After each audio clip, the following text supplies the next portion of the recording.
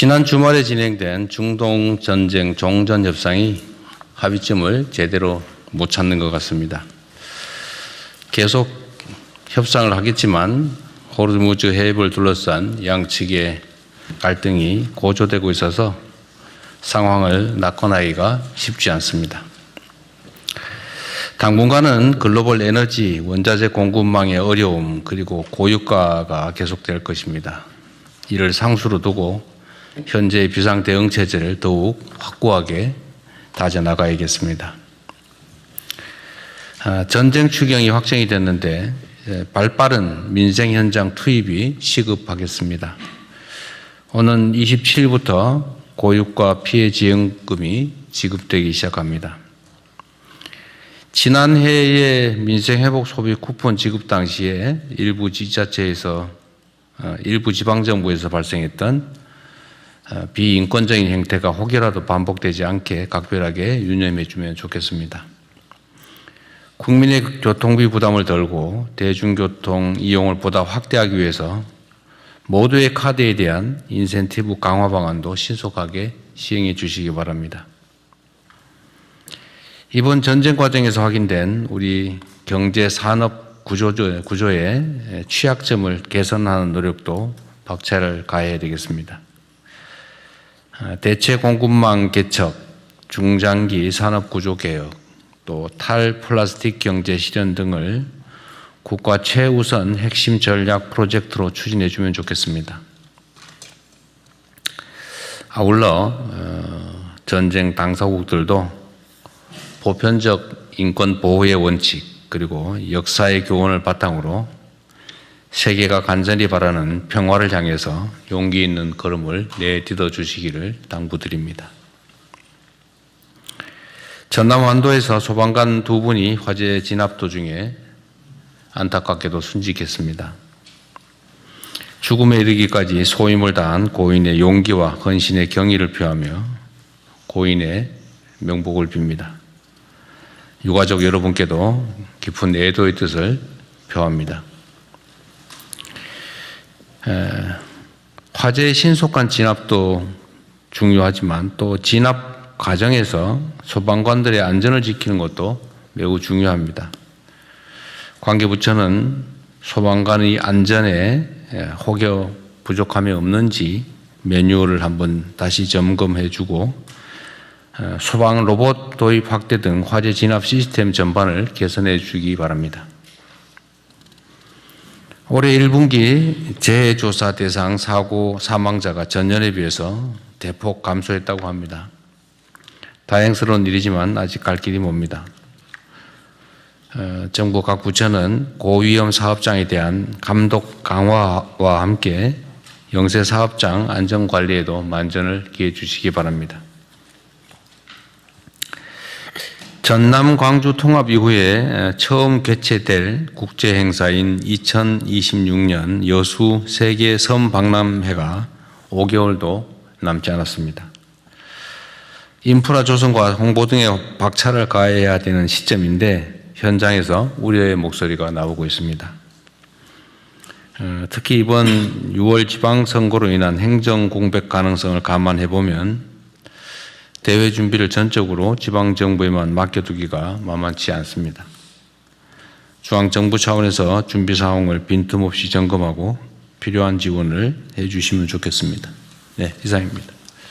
이후 회의는 국무총리께서 진행해 주시겠습니다. 네, 현안 토의부터 진행하겠습니다. 중동전쟁 관련 비상국정 운영 및 대응 현황을 재경부 차관, 산업부 장관, 금융위원장, 복지부 장관, 외교부 장관 순서대로 발제해 주십시오. 예, 재경부부터 먼저 보고 드리겠습니다. 거시경제 물가 대응반 대응 현황입니다. 휴전 합의 직후 국제 유가, 환율, 금리 등이 하락했으나 변동성이 지속되고 있습니다. 특히 미국 이란 간의 1차 협상 결렬, 그 이후에 미국의 호르무즈 해협 역봉쇄, 또 최근에 나온 미국과 이란 간의 재협상 시사 등으로 시장의 변동성이 지속적으로 나타나고 있습니다. 다만 최근에 어젯밤에는 미국과 이란의 재협상 시사로 인하여 국제 유가가 하락세를 보이고 있습니다. 현재 9시 반 기준으로는 브렌트는 97.3불, WTI는 96.6불을 보이는 상황입니다. 나프타발 생활 밀접 품목의 수급 우려는 지속되고 있고 국제 유가 상승 영향에 시차를 두고 국내 가격에 파급되며 물가와 경기 리스크가 늘어나고 있는 상황입니다. 높은 경계심을 유지하며 상황 변화에 면밀히 모니터링하고 현장 애로에 신속히 대응토록 하겠습니다. 먼저 수급 가격 불안 우려 품목별 면밀한 현장 조정과 신속 과감한 대응입니다. 원유의 적기 수입 지원을 위해 석유공사에 여신한도 30억 불을 수원과 산은 공동으로 추가 설정할 계획입니다. 그리고 석유화학, 기초유분 7개 품목을 공급망법상 위기 품목으로 지난주에 지정하였고 오늘 긴급 수급 조정 조치와 매점 매수 금지 고시를 추진하고자 오늘 국무회의 안건으로 상정하고 있습니다. 보건의료 및 생활 필수품에 대한 나프타 최우선적으로 공급을 하고 있고 주사기, 주사침에 대해서는 오늘 0시부터 매점 매수 금지를 고시가 시행되었습니다. 아스팔트의 경우에는 공사의 시기 조정, 공정 수년이나 발주 시기 조정 등을 통하여 수요 관리를 강화하고 레미콘 호나지의 경우에는 시장 교란 행위 신고센터를 통한 매점 매수 행위를 점검을 강화해 나가겠습니다. 지난주에 대통령 지시사항인 전국민 공급망 애로 한라인 개설을 즉시 운영하였고 현재까지 36건을 접수하였습니다. 이 중에 공급망 병목 해소를 위한 유효한 제한 10건, 나머지 26건은 단순한 민원이나 물가 신고 등이었습니다. 유효 제한 10건에 대해서는 7건에 대해서는 이미 규제 특례 등을 기조치하였고 나머지 3건 중에 2건은 검토 중이며 1건은 수용하기 어려운 사항이라서 해당자에게 알려줬습니다. 표에 보시면 7건 중에서 크게 3가지를 간단하게 소개를 드리겠습니다. 먼저 원자재 가격 상승에 따른 공공의 계약 단가를 조정해 달라는 건의가 있었습니다. 이에 대하여 금요일 날 비상경제대책회의를 통해서 계약 금액의 조정 제한을 원래는 90일 이상 경과해야 되지만 그 전에도 조정할 수 있도록 완화하고 필요시에 계약 기간을 연장하거나 지체 상금을 면제하는 등의 조치를 취하였습니다. 원유 수입 정유 기업이 관세, 부가세의 납부 유예를 신청하였습니다. 이에 대하여 해당 관세청 세관장의 승인을 통해서 최대 9개월까지 납부 유예를 할 수 있도록 추진하였습니다. 원료기관 대상 주사기 생산 공급 확대에 대한 건의에 대해서는 주사기 주사침에 대해서는 나프타 우선 공급을 조치하고 오늘자로 매점에서 금지 고시를 시행하였습니다. 두 번째로 추경을 통과된 상황에서 최단 기간 내 효율적 신속적으로 집행하고 물가 경기 하방 위험에 선제적으로 대응하겠습니다. 3차 석유 가격이 동결됨에 따라 전국 주유소 가격 점검 등을 적극적으로 관리해 나가고 민생 밀접 품목에 대해서 일일 점검, 불공정이 엄단 등 적극적으로 민생 물가를 관리해 나가겠습니다. 이에 대하여 에너지 절약과 동행축제, 지방축제를 연계한 녹색 관광 활성화 등을 위한 소비 보완 방안을 준비해 나가고 있습니다.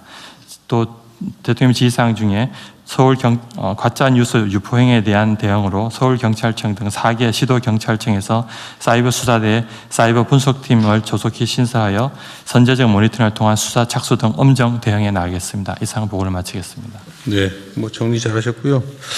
우리 국민 여러분께서도 보시는 것처럼 지금 단기적인 이상 상황인데 혹시 병목 현상이 발생하거나 아니면 뭔가 제도 개선을 통해서 또는 긴급 조치를 통해서 현재 상황을 완화하는 데 도움이 되면 그런 제안을 적극적으로 해주시면 좋겠습니다. 지금 이거 애로사항 신고센터 한라인을 어디다 만들어놨어요? 지금 SNS에 장안위에 다 올려놨고요. 저희 재경부 홈페이지도 같이 올려놨습니다. 아무데나 검색하면 다 나옵니까? 그냥 이게 아주 훌륭한 아이디어가 아니라고 생각하더라도 내주시면 저희가 다 검토를 하도록 하겠습니다. 그리고 지금 석유 가격 최고 가격제를 시행을 하다 보니까 아마 전 세계에서 가장 유류값이 싼 나라가 되지 않았을까 싶은데 그렇죠? 그래서 제가 최고 가격을 어느 정도 안정시켰지만 또 일정 부분 인사 부분을 같이 상승을 반영한 상황은 같이 있습니다. 그랬더니 일부에서 소비가 오히려 늘어나고 있다. 지금 소비 절감을 해야 될 상황인데 그래서 가격을 이렇게 내려놓는 게 아주 100% 잘한 일이냐에 대해서 반론이 있더라고요. 그것도 일리 있는 지적인 것 같습니다. 그래서 이런 지적들도 있기 때문에 최대한 유류 사용 절감을 좀 노력해 주시면 좋겠습니다. 왜냐하면 이게 가격 안정을 위해서 저희가 사실은 국민 여러분께서 내시는 세금으로 이걸 누르고 있는 거거든요. 결국은 생산 원가와 실제 판매 가격의 차액 부분을 다 정부가 보전을 해줘야 되는데 그게 다 결국은 국민 세금 아니겠습니까? 그래서 최대한 절감을 노력을 좀 해주시고요. 이게 가격이 정상적인 가격은 아니다. 국민 경제와 우리 서민들의 어려움, 국민 여러분들의 어려움 때문에 가격을 억제를 하고 있는데 거기엔 다 세금이 들어간다. 이거 고려해 주시면 고맙겠습니다. 다음 진행하시죠. 네, 에너지 수급반 조치 관련 산업통상부에서 보고드리겠습니다. 조금 전 대통령님께서도 말씀하셨다시피 4월 8일 미국과 이란 간 휴전 발표에도 불구하고 갈등이 반복되며 중동 정세 불확실성이 지속되고 있습니다. 경계를 늦추지 않고 물량 확보와 가격 안정화 노력을 지속하겠습니다. 먼저 석유입니다. 호르무즈 해협 관련 통항 차질이 지속되고 있으며 해협 통항이 정상화되더라도 중동발 유조선의 국내 도착에서는 20여일이 소요되므로 수급 차질이 곧바로 해소되기는 어려운 상황입니다. 호르무즈 봉쇄로 페르시아만에 장기 정박해왔던 한국발 유조선의 안전 통항을 최우선 지원하고 민간 공조를 통해 사우디, 양부항 등 홍해 통항도 지원하겠습니다. 수급 정상화 시점까지는 비축의 수합 제도 활용, 비중동산 원유 대체 도입에 따른 물류비 차액 지원 확대를 통해 민간의 물량 확보 노력을 더욱 뒷받침해 나가겠습니다. 위기경보 경계 단계에 맞게 수요 관리 기조도 당분간 유지하겠습니다. 공공기관 차량 2부제, 공영주차장 5부제를 비롯해 대중교통 인센티브 확대, 조금 전에 말씀하신 모두의 카드 관련해서는 교통부에서 국토부에서 조금 이따 다시 보고 드리도록 하겠습니다. 석유 제품 가격 안정과 유통시장 관리 노력도 계속하겠습니다. 지난 금요일 지정된 3차 최고 가격은 민생 안정, 국제 유가, 수요 관리 기조 등을 고려하여 동결하였습니다. 최고 가격이 동결되었는데도 부당하게 가격을 올리는 주유소가 없도록 최고 가격 안정 대책을 지속적으로 추진하겠습니다. 정부, 공공기관, 시민단체가 합동으로 전국 1만여 개 주유소를 대상 모니터링을 지속하며 범부처 합동 점검담을 통해 단속된 불법 행위에 대해서는 속도감 있게 행정 조치하여 단속의 실효성을 강화하겠습니다. 가격 안정에 기여한 주유소 한 200여 개에 대해서는 시민단체 주관으로 착한 주유소로 선정하여 석유공사의 오피넷, 민간지도 앱 표출 등을 적극 홍보에 나서겠습니다. 다음으로 나프타와 석유화학 제품입니다. 공급망 전반에 영향을 미치는 나프타 수급을 위해 최선을 다하겠습니다. 원유 수급 차질이 해소되어 나프타 생산이 정상화되는 시점까지는 매점 매석, 수출 물량의 내수 전환 등 지난 3월 27일 시작한 나프타 수급 조정 조치를 계속해 나가겠습니다. 이번 추경에는 총 6,783억 원 규모의 산업에 쌓인 나프타와 그 대체 원료인 LPG, 콘덴세이트에 대한 수입 비용 지원 사업이 반영되었습니다. 4월 1일 계약 물량부터 소급 지원하여 집행되도록 신속히 하여 중동 전쟁 전 유사 수준으로 나프타가 공급되도록 지원해 나가겠습니다. 석유화학 제품에 대해서는 보건의료, 핵심 산업, 생활필수품용 원료 공급을 최우선하겠습니다. 평시 재고량 확보 시점까지 한시적으로 매점 매석 금지와 수급 조정 명령을 실시하기 위한 고시를 15일부터 시행하겠습니다. 천연가스에 대해서도 물량 도입과 가격 영향 관리를 지속해 나가겠습니다. 이상 발표를 마치겠습니다. 이거 매점 매석 이게 사실은 이제 통상적으로 정상적으로 이렇게 흐름이 되면 소량의 흐름으로도 충분한데 누가 이거 걱정된다고 해서 많은 웅덩이를 파버리면 이게 흐름이 딱 멈춰버리는 거잖아요. 네, 맞습니다. 제가 어제 한 4군데를 기습 방문을 했었습니다. 네. 페인트 업계 그리고 또 주사기 또 이게 반도체 냈는데 업체들 사장님들의 반응이 대응이 가지각색이더라고요. 물량을 또 많이 확보해 놓고 저 직접 가봤었거든요. 그러니까 서로 이렇게 막 쌓는 거예요, 이렇게. 예. 원래는 안 쌓아놓고 그냥 필요할 때 사다 공급하면 되는데 예. 혹시 모르니까 누군가 한번 쌓기 시작하고 그러면 나도 이러다가 불필요하게 너무 많은 걸 쌓아놓는 거죠. 네. 그 대통령님께서 지난번에 공동체 정신 말씀을 하셨는데 사장님하고도 그 말씀을 잠깐 드렸었습니다. 네. 그래서 이제 4월 조금 지나면은 나프타 수급이 어느 정도 정상화됩니다. 네. 그러니까 믿고 정상적으로 좀 활동을 해주시면 감사하겠습니다. 말씀을 드렸었는데 정말 말씀하신 것처럼 너무 불필요하게 과도하게 할 필요는 없겠다는 제 생각을 하고 있습니다. 네. 환경부 장관님, 그 쓰레기 봉투 네. 그 사모으는 거 어떻게 됐어요? 지금은 이제 많이 안정화되어 가고 있는데요. 쓸데없이 미리 사모았던 사람 어떻게 돼가고 있어요? 그거 지금 저 중고 거래 시장에 싼값에 나오고 예, 잘 관리하도록 하십시오. 예, 이게 이제 그 사실은 정부에 대한 또는 시장 상황에 대한 불신에서 그렇습니다. 비롯된 것이기 때문에 그게 뭐 전적으로 그 매점 매석은 좀 다르죠. 사재기하는 사람만의 잘못이라고 하기는 어렵지만 그런 일들을 좀 최소화하려면 우리가 이제 신뢰를 회복해야 되고 신뢰를 회복하려면 정확한 정보를 신속하게 투명하게 잘 알려줘야 되는 거죠. 예, 각 부처들도 정보 공개나 투명한 정보 유통에 많이 신경 써주시면 좋겠어요. 네. 네. 다음 하시죠. 네, 금융위원장입니다. 금융안정반 내용 보고드리겠습니다. 먼저 국내 금융시장 동향입니다. 주식시장은 4월 들어 지난주까지 코스피는 기업 실적 개선, 외국인 순매수 등으로 주요국 대비 상승하였으나 주말에 종전협상 결론로 이번 주부터는 불확실성이 재차 확대되고 있는 상황입니다. 어제 코스피는 0.9% 빠졌고요. 오늘 같은 경우는 9시 40분 현재 3%로 다시 또 반등하고 있습니다. 채권 시장의 경우는 금리는 윗비 편입 등으로 4월 들어 하락했지만 고유가 우려 등에 따른 금리 상승 경계감이 지속되면서 하락폭이 제한되는 모습입니다. 대응 방안으로 민생 실물 경제 현장의 금융애로 해소를 위한 지원 노력을 지속하는 등 총력 대응하고 있습니다.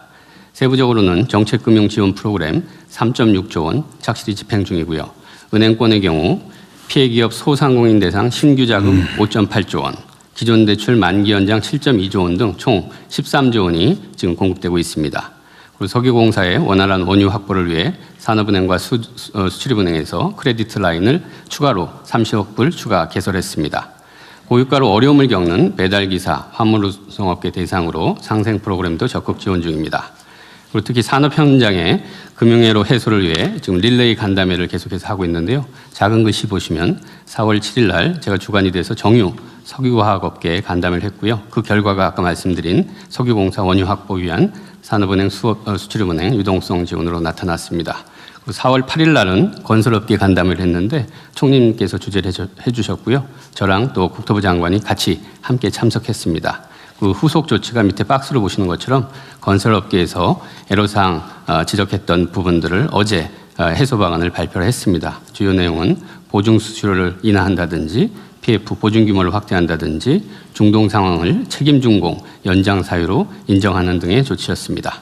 앞으로도 계속해서 이런 애로 해소 노력을 강화해 나가겠습니다. 그리고 아울러서 금융 시스템 안정도 역점을 두고 있습니다. 제가 어제 금융부문 비상대응 TF를 소집해서 다시 한번 전반적으로 점검을 해봤고요. 지금 채권 자금시장 안정 프로그램 2.5조 원 원활히 집행이 되고 있고요. 앞으로도 계속해서 금융업권 건전성, 유동성 등 리스크 요인을 면밀히 모니터링해서 빈틈없는 선제 대응 체계를 가동해 나가도록 하겠습니다. 이상 보고 마치겠습니다. 네. 뭐 이거하고 직접 관계된 건 아닌데 부동산 관련 대출 잘 점검하고 있죠? 네네. 다주택자 대출 만기 연장 불허하는 거 17일부터 시행이 되고요. 그다음에 말씀 주신 다른 부분들도 종합적으로 계속해서 보고 있습니다. 하여튼 다른 세제 담당은 어디예요? 아, 여기서 다 하고 있어요? 재경부에서 하고 있습니다. 그리고 다주택자 그다음에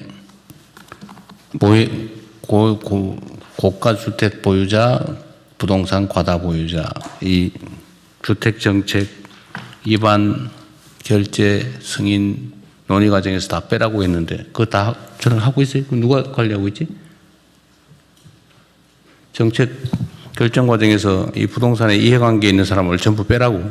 부처별로 처관들이 관리하고 있습니다. 아, 정책실이 국토부, 재경부, 기획예산 전부 다 금융위 네. 정책실까지 포함해서 그렇게 부처별로 다 하고 있습니다. 그 서류 복사하는 사람도 다 빼세요. 예. 어쨌든 거기에 이 이해관계가 절대 침투할 수 없게 기한용지 복사하는 직원조차도 다주택자는 안 됩니다. 예, 알겠습니다. 세제도 그렇고 저도 철저하게 준비를 잘 해주기 바랍니다. 예, 알겠습니다. 네. 네, 민생복지반 보고 드리겠습니다. 취약계층 보호 및 민생안정 지원입니다. 생계 위기에 대한 상담, 신청, 신고 건수를 모니터링한 결과 최근 5주간 증가하는 동향은 없으나 계속 모니터링하면서 취약계층에 미치는 영향을 살피겠습니다. 취약계층 사각지대를 선제적으로 발굴 지원하기 위해서 지난주부터 약 25만 명을 대상으로 복지 사각지대 조사가 진행 중입니다. 위험군을 집중 발굴하고 있으며 또한 국세체납관리단이나 정기검침원과 같은 부처별로 민생 밀접기관의 복지위기 알림 앱을 활용해서 어려움에 있는 국민들을 놓치지 않도록 세심하게 살피겠습니다. 긴급복지 지원 확대, 긴급 일상돌봄 강화, 그냥대림 코너 전국 확대 등을 통해 이번에 확보된 추경 예산을 신속하게 집행하여 취약계층의 생활안정 지원을 강화하겠습니다. 또한 사회복지시설 관련 단체 간담회를 개최해서 시설별로 애로사항을 확인하고 지원 대책을 마련하겠습니다. 다음은 국민 일상과 밀접한 의약품, 의료 제품에 대한 수급 불안이 발생하지 않도록 꼼꼼하게 대응하겠습니다. 의약품, 의료 제품 수급 모니터링 결과 중소병의원의 애로가 좀 더 있는 상황이고 약국의 약포장지, 시럽병 등 플라스틱 기반의 의료 소모품의 수급 불안정 우려가 있는 상황입니다. 또한 원가 상승에 따라 일부 의료 제품은 가격을 인상하고 있습니다. 이에 공급, 유통, 수요 각 단계별로 수급 불안정 품목에 대한 맞춤 대응을 추진하고 있습니다. 공급 단계에서는 산업부와 협업해서 수급 차질 우려 품목의 제조업체에 원료가 우선 공급되도록 관리하고 있습니다. 또한 필수 의료제품 공급망 안정화를 위해서 중기부와 함께 중소제조업체 대상 긴급 경영 안정자금 지원도 추진 중에 있습니다. 유통 단계에서 사재기 방지를 위해 오늘 0시부터 매점 배석 금지 고시를 시행합니다. 식약처는 매점 배석 행위 신고센터를 운영하고 위반할 경우 엄중히 조치하겠습니다. 또한 주사기 생산량, 출고량, 재고량, 이를 상황을 모니터링하여 누리집을 통해 공개하도록 하겠습니다. 전국 대형 의료기관 대상 의료제품 긴급 현장 조사를 진행하겠습니다. 또한 약포지, 시럽병 등도 재고조사를 토대로 배분 방안을 약사회와 함께 마련하겠습니다. 혈액투석 전문 의원 등의 수급 불안이 없도록 제조업체와 의협이 운영하는 의사 장터를 연계해서 주사기를 지원하는 한라인도 개설할 예정입니다. 수요 단계에서는 최근 환율 상승을 반영해서 치료 재료의 건보 수가 상한을 조정해서 의학계의 구매 부담을 완화하도록 하겠습니다. 이상 보고를 마치겠습니다. 예, 잘 집행하십시오. 네, 다음은 해외 상황 관리관 보고 드리겠습니다. 먼저 중동 전쟁 관련 동향인데요. 지난 주말에 있었던 미국 이란 간 협상에 대해서는 대통령님께서 이미 말씀을 하셨기에 현재 상황을 먼저 보고 드리겠습니다. 현재 호르무즈 해협 상황은 외교적 협상과 군사적 압박이 병행되는 양상으로 전개되고 있습니다. 미국은 완전하고 즉각적인 해협 개방을 요구하며 어제 밤 11시부터 이란 항구를 진출입하는 모든 해상 교통로에 대해 전면 봉쇄 조치를 단행하였습니다. 이에 이란 측은 강력한 군사적 보복을 예고하고 경고하였습니다. 호르무즈 해협을 둘러싼 긴장이 고조되는 상황은 우리 선박 통항과 선원의 안전에도 영향을 미칠 것인 만큼 관련 동향을 면밀히 주시하고 필요한 조치를 적극적으로 모색해 나가겠습니다. 한편 저는 장관 특사를 이란에 파견하였습니다. 이번 파견 중에 이란 측 고위인사들과의 접촉을 통해서 중동 정세에 대한 의견을 교환하고 우리 국민과 선박, 선원의 안전, 또 우리를 포함한 모든 선박의 통항 문제 등에 대해 협의하고 있습니다. 에너지와 필수 원자재 수급 위기는 여전히 해소되었다고 볼 수 없는 만큼 외교부는 수급 안정화와 위기 극복을 위한 총력 외교를 계속 전개해 나가고 있습니다. 전 제공관을 전면 가동해서 에너지와 주요 원자재 대체 수급 현황을 전수적으로 파악하고 점검하고 있습니다. 특히 각 국가별로 또 품목별로 현지 공급업체와 공급 여력, 리스크 또 유의 사항들을 종합적으로 분석하여 산업부 등 우리 관계부처와 기업들이 즉시 활용할 수 있도록 체계적으로 정비하고 있습니다. 아울러 제휴공관을 중심으로 중동 전쟁과 관련하여 우리 기업들의 애로사항을 직접 청취하고 관련 지원을 제공하기 위한 노력도 하고 있습니다. 이와 관련해서 외교부는 권역별 공관장 회의를 개최하였고 지원 현황을 점검하고 또 현장 중심의 적극적인 노력을 당부하고 있습니다. 또한 기존 물량을 안정적으로 확보하고 공급처를 다변화하기 위한 외교적 지원도 병행해서 적극 추진하고 있습니다. 비서실장께서 특사로 중동에 파견되어 있습니다마는 외교부도 알제리와 리비아에는 실장급 직원을 파견하였고 콩고 공화국에는 외교장관 특사를 파견하고자 하고 있습니다. 지난 금요일에는 제가 대한석유협회를 방문해서 국내 주요 정유사 대표들과 간담회를 갖고 현장의 목소리를 정취하였습니다. 이를 바탕으로 우리 기업들이 실제로 필요로 하는 지원을 적극 반영하여 맞춤형 지원을 강화해 나가겠습니다. 앞으로도 외교부는 그 관계부처와 또 석유협회 등 두루 의견을 조회하여 대통령님의 특사 파견을 적극적으로 추진하고 우리 정부의 대체 수급선 확보 총력전에 기여하도록 하겠습니다. 이어서 재외국민 보호 조치에 대해서 보고드리겠습니다. 다행히 지난 일주일간에도 우리 국민의 직접적 피해는 없었습니다.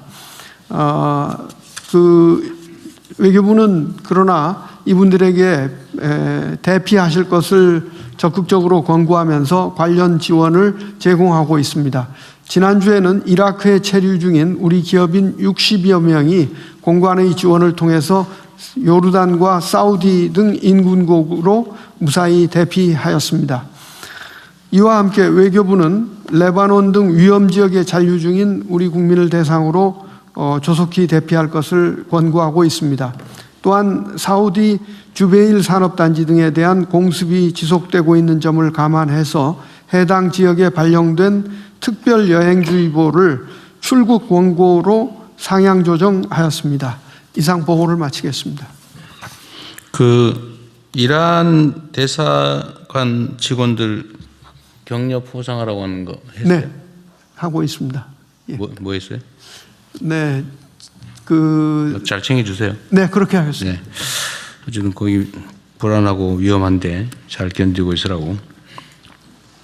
그다음에 각 부처들은 이번에 외국 또는 외국 기업들과 이제 새로운 공급선 점검을 하고 있잖아요. 그런데 이거 따로따로 놀면 좀 곤란하고 하고 외교 공간 중심으로 또 외교부와 협업을 철저하게 해서 이렇게 손발이 따로 노는 일이 없게 각별히 신경을 써주시기 바랍니다.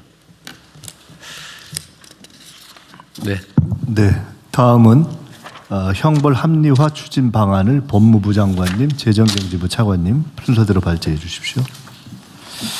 예, 형사법 대개혁 행정형벌 합리화 추진 방안에 대해 보고드리겠습니다.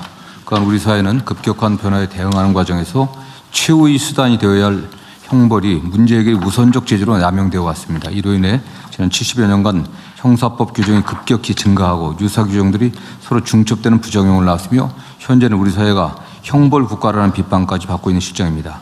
실제로 조사 결과를 보면 우리 법률의 약 64%인 1069개의 법률에 형벌 규정이 존재하고 처벌 대상 위반 행위만 17,300개에 달해 국민 입장에서는 무엇이 범죄이고 무엇이 아닌지조차 가늠하기 어려운 것이 현실입니다. 특히 인구와 법률 개수가 우리나라보다 더 많음에도 형벌 규정이 있는 법률은 약 250개에 불과한 독일과 비교하면 우리 법 체계가 얼마나 과도하게 형사처벌에 의존하고 있는지 명확히 드러납니다. 이에 범정부 차원에서 형벌을 최후의 수단으로 되돌리고 국민의 자유를 보장하기 위해 형벌 규정을 체계적으로 정비하는 형사법 대개혁을 추진하고 있습니다. 이번 대개혁은 크게 세 가지 축으로 진행되고 있습니다. 첫째, 규범의 명확화입니다. 현행법의 추상적이고 모호한 구성 요건을 명확히 개정하여 국민이 법 적용을 충분히 예측할 수 있게 하겠습니다. 둘째, 체계의 정합화입니다. 여러 특별법에 흩어져 있는 형벌 규정을 형법 체계 내로 편입하고 유사 조항과 법 적용을 정비하여 법적 정합성을 확보하겠습니다. 이를 위해 법무부는 학계와 실무계의 전문가들을 중심으로 한 형사법 개정 특별위원회를 구성하였고 특별위원회는 월 4회에 걸친 회의를 통해 심도 깊은 논의를 진행하고 있습니다. 셋째, 행정형벌의 선진화입니다. 무조건적 처벌이 아닌 실효적 제재가 될 수 있도록 불필요한 형벌은 과감히 폐지해야 돼 단순한 행정상의 의무 위반이나 경미한 사항은 과태료 등 행정 제재로 전환하여 국민들의 부담을 실질적으로 경감시키겠습니다. 이를 위해 법무부와 법제처 중심으로 형벌 선진화 전담 TF를 구성하고 지원기관과의 협의, 형사법 개정 특별위원회의 검토와 각 부처 의견 수렴을 거쳐 행정형벌 통일적 정비 기준안을 마련하겠습니다. 현재 지원기관인 한국형사법무정책연구원과 한국법제연구원에서 공동으로 관련 연구를 진행하고 있고 곧 그 결과가 나올 예정이므로 이를 바탕으로 신속하게 기준안을 만들도록 하겠습니다. 그리고 이 기준안이 마련되면 전 부처에 위 기준안 및 각 부처 소관 형벌조항 현황을 송부하여 각 부처별로 선진화 대상을 검토하고 자체 개정안을 마련하는 자율적 정비 방식으로 행정형벌 선진화를 추진하고자 합니다. 협조사항을 말씀드리겠습니다. 행정형벌 선진화는 전 부처 소관 법률 약 1000개 이상을 대상으로 선진화 방안을 검토하는 작업으로 그 범위가 방대하고 전문적이어서 범정부 차원의 협조가 필수적입니다. 각 부처에서는 법무부가 마련할 통일적 기준에 따라 소관 법령 중 선진화가 가능한 조항을 적극적으로 발굴해 주시기를 당부드립니다. 해당 분야 법령 운영의 실무를 가장 잘 알고 전문성을 갖춘 소관부처에서 개정안을 마련해 주실 때 현장감 있고 실효성 있는 선진화가 이루어질 수 있겠습니다. 이상으로 보고 마치겠습니다. 그 점잖은 분이 점잖게 표현을 하니까 이게 임팩트가 약간 부족한 것 같은 느낌이. 이게 실제로 매우 심각한 문제인데요. 우리는 이제 법률가라서 그런데 이게 독일에 비해서 형벌 조항이 3배가 많다 그랬더니 그게 아니고 5배가 많군요. 네, 그렇습니다. 네. 이게 또 한 가지는 이 죄형 법정주의라고 하는 게 정말로 중요한데 이제 우리 국민들이 일상적인 삶을 살아가면서 아 이건 죄지, 이건 처벌되는 일이야 라고 인식하고 그 행동의 기준점을 마련해 주는 게 형벌이잖아요. 형벌. 그렇습니다. 근데 이게 행동의 기준은 여러 가지가 있잖아요. 도덕. 예를 들면 아 이건 이러면 안 돼. 뭐 이런 그러나 제재는 없는 비난받는 정도. 도덕적 기준이 있는 거죠. 그다음에 예를 들면 뭐 과태료나 뭐 범칙금이나 이런 것처럼 그래도 약간의 제재는 있지만 그 형벌이라고는 할 수 없는. 그러나 형벌은 마지막 단계잖아요. 그야말로 구금을 하거나 심지어는 생명을 빼앗거나 아주 절대로 반드시 지켜야 되는 규정들을 이제 형사처벌을 그야말로 아주 최고의 비난 수위 아닙니까? 형사처벌이라고 하는 게. 근데 이게 너무 남발이 돼가지고 아무거나 도덕 기준과 형벌 기준이 구별이 안 되는 상황이 돼버렸어요. 이게 이제 사법 국가와 형벌 국가화 되는 과정이고 뭐 웬만한 거는 다 형벌로 처벌할 수 있게 돼 있으니까 이 검찰 수사 기관의 권력이 너무 커져가지고 심지어 검찰 국가화 됐다는 비난까지 생기고 이게 사법 권력을 이용해가지고 정치를 하는 그런 상황까지 지금 오고 말았다는 거예요. 지금 드러난 현상들로는 죄형 법정주의가 사실상 무너졌다. 도덕적 비난 대상이거나 아니면 징계 대상이거나 행정벌 대상이거나 민사 배상 책임을 지는 정도 대상들도 누군가 마음먹기 따라 가지고 그야말로 엄청난 형벌을 가할 수 있게 돼버린 거예요. 규정이 너무 모호하고 그걸 또 확장 해석하고 또 조작하고 심지어 이러다 보니까 이게 기준이 없는 사회가 돼버린 겁니다. 이게 가장 원시적인 사회죠. 예측 불가능한 사회. 대체 뭐가 죄이고 뭐가 불인지 알 수 없는 사회. 지금 우리가 그렇게 돼가고 있어요. 뭐든지 하기만 하면 이것도 포퓰리즘인데 뭐 문제만 되면 소위 엄형 혹형주의라고 합니까? 네. 그냥 형량만 법정 형량을 너무 올려놔가지고 구체적 타당성이 있게 법원 판사들이 판결도 할 수 없게 지금 입법을 한다든지 나중에 이게 과잉 시대가 된 거죠. 입법 과정에서도 그렇고 사법 과정에서도 그렇고 행정 과정에서도 그렇고 하여튼 국민들을 너무 이렇게 억압하는 방향으로 우리가 달려왔다는 게 명확하고 그게 이렇게 나타나는 거죠. 뭐 독일은 250개 법의 처벌 조항인데 우리는 1000개가 넘는다. 1060개다. 그죠? 예, 그렇습니다. 개별 규정으로 따지면은 무려 11,165개가 있더라. 이게 뭐가 범죄인지를 아무도 알 수 없는, 외울래도 외울 수도 없는 상황이 되어버린 거예요. 예, 예. 또 하나 문제는 이런 것도 있죠. 뭐 벌금 500만 원 이하에 처한다. 벌금 500만 원 하려면 그 수사해야지, 재판해야지. 그 벌금 300만 원, 500만 원 해봐야 아무런 제재 효과도 없는데 사회적 낭비죠. 공권력 낭비다. 이게. 네, 그렇습니다. 네. 왜 이런 걸 하냐 도대체. 징역 1년 이하 이런 것도 마찬가지죠. 그 평소에 적용도 안 하다가 미운 사람만 딱 찍어가지고 이런 처벌 조항이 있네. 이래가지고 이게 처벌하고 말이에요. 이 선별해가지고 이제 악용되는 상황이 된 겁니다. 어쨌든 이런 것들은 이번에는 한번 정리를 좀 해야 되겠다. 예, 그렇습니다. 그러니까 도덕 기준, 행정벌 기준, 민사 책임 기준, 형벌 기준이 달라야 된다. 형벌은 반드시 필요한 최후 수단으로 절제돼야 된다. 그리고 엄격하게 적용해야 된다. 네. 네. 그런 취지라는 걸 한번 제가 한 번 더 강조 삼아 하려고 우리 법무장관을 희생양 삼은 거고요.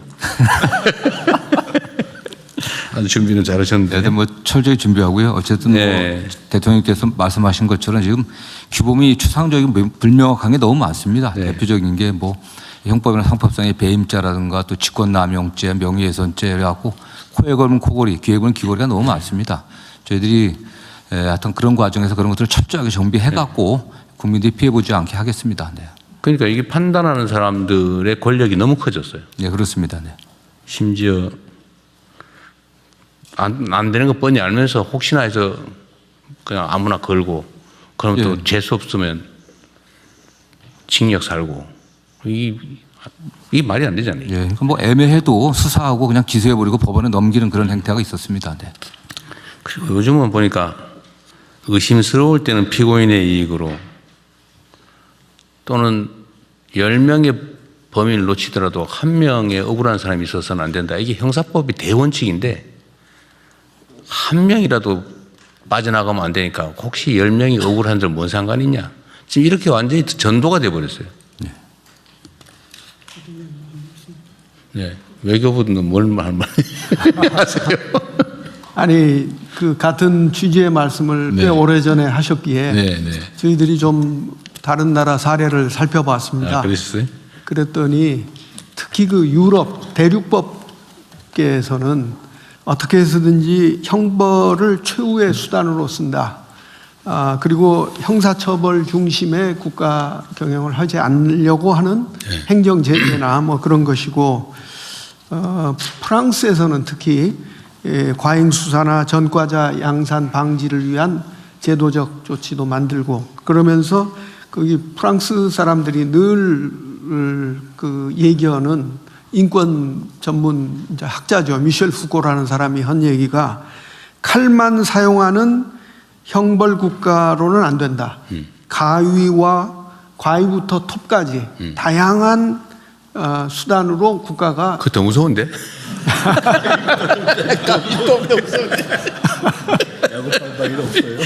야구공이 더 무서워. 그렇습니다. 좋은 취지인 것 같습니다. 네.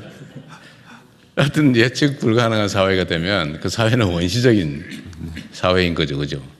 네. 잘 준비하도록 하겠습니다. 법무부가 잘 준비하시고 각 다른 부처들도 마찬가지입니다. 하여튼 낭비도 너무 많고 불합리성도 너무 많은 게 이 처벌 영역인 것 같아요. 자, 다음 얘기하십시오. 예, 두 번째로 재경부의 제3차 경제형벌 합리화 추진 방안을 보고드리겠습니다. 그간의 경과입니다. 작년에 대통령님 지시 이후 경제형벌 합리화 TF를 재경부, 법무부 공동으로 운영을 하고 법제체 심사를 같이 받고 있습니다. 경과입니다. 그런 이후에 작년 9월과 연말 두 차례 경제형벌 합리화 방안을 발표를 하여 총 441개의 규정을 발굴하고 정비를 추진 중에 있습니다. 1차로 작년 9월에 한 경우에는 배임죄 개선을 추진하였습니다. 배임죄를 폐지하고 대체입법 마련을 준비 중에 있습니다. 그리고 숙박업, 미용실 등 상호명 변경을 미신고 시에 징역 최대 6개월까지 하는 형벌 규정을 과태료로 전환하는 등의 내용을 추진하고 있습니다. 2차로 작년 연말에 공정거래 분야 중대 위법 행위에 대해서 과징금을 상향하고 또한 선시행 시정명령 후 이걸 지키지 않았을 경우에 처벌하는 규정으로 개정을 추진하고 있습니다. 그리고 국민의 전과자 양산 우려가 있는 형벌들, 예를 들면 캠핑카 튜닝 후 미검사 시에 형벌이 있었습니다만 이런 거를 과태료로 전환하는 등 총 331개 규정을 합리화를 추진하도록 발표를 하였습니다.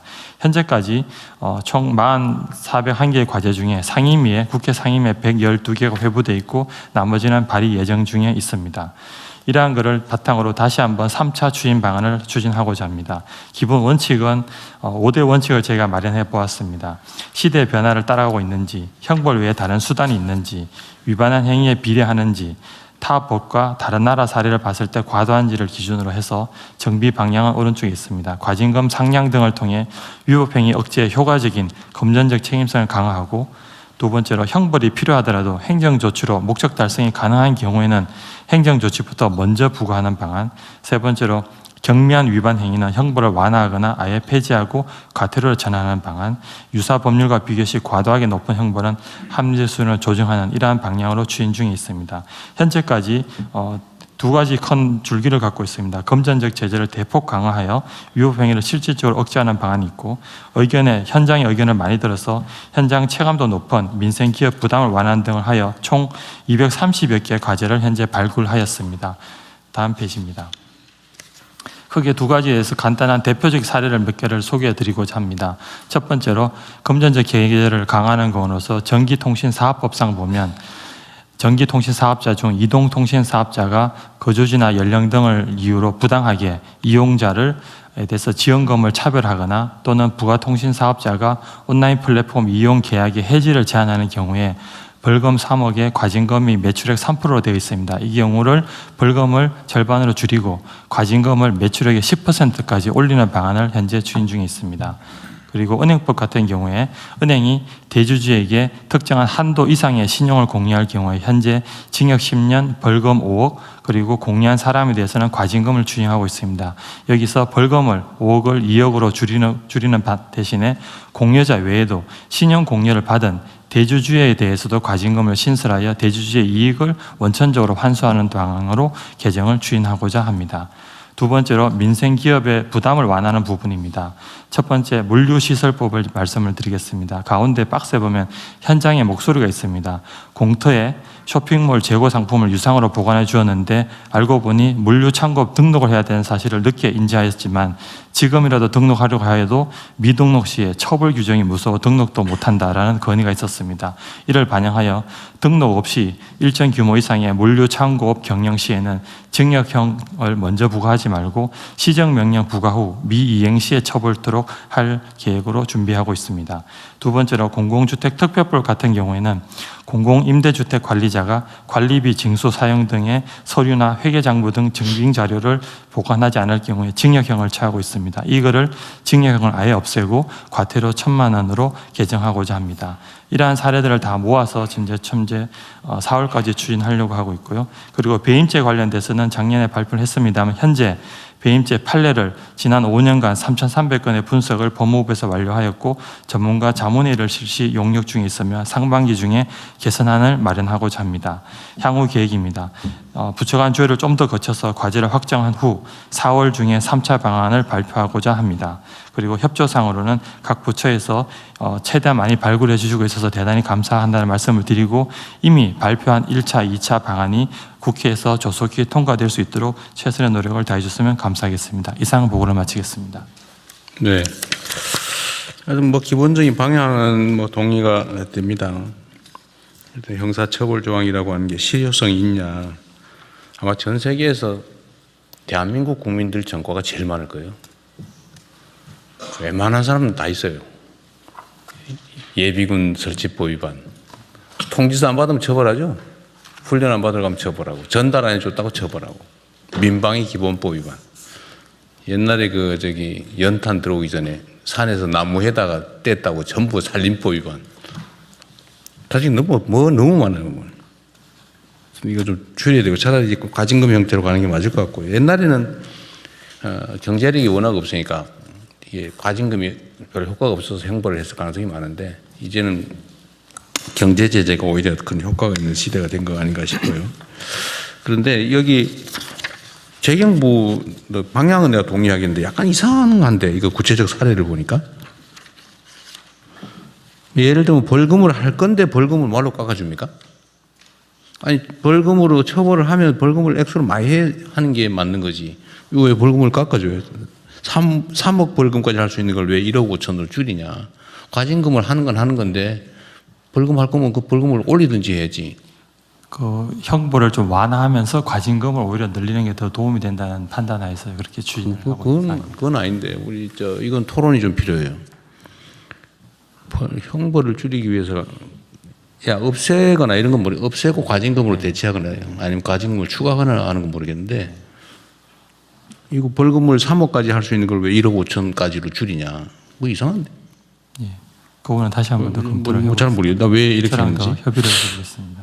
그건 체계상 좀 안 맞는 것 같습니다. 이게 좀 이상한데. 예, 선택적인 거기 때문에 아니, 추가 병행적이겠죠. 그렇더라도 벌금액을 최고 한도를 낮출 이유가 뭐가 있어요? 그러니까 징역형에 대응해 갖고서 되게 그렇죠. 벌금을 네. 산정하고. 그래 금융범죄나 이런 거는 범죄 행위로 인한 수익이 많기 때문에 그때는 벌금액을 많이 올리는 게 맞는 거지. 서민범죄가 좀 다르지. 하여튼 좀 이게 좀 이상한 것 같아요. 대통령 이런 경우는 있습니다. 징역형과 벌금형이 비례적으로 맞춰야 된다는 게 국회의 어떤 기준이 있어서 징역 1년당 1,000만 원을 벌금을 한다는 통례는 있습니다. 그런데 말씀하신 부분은 좀 더 살펴보겠습니다. 은행이 대주주한테 한도 이상 신용 공여를 하면 최대 징역 10년인데 벌금 5억 원을 2억 원으로 내릴 이유가 뭐죠? 벌금형을 선택한다면 그건 판사의 재량에 맡겨서 예. 더 높게 하게 하는 게 맞는 거지. 그걸 최대 2억밖에 못하게 하면 반드시 징역을 해야 되는 상황이 발생하는데 그게 더 이상하죠. 예, 같이 검토. 이건 좀 깊이 고민해야 돼요. 이게 형벌 체계라고 하는 게.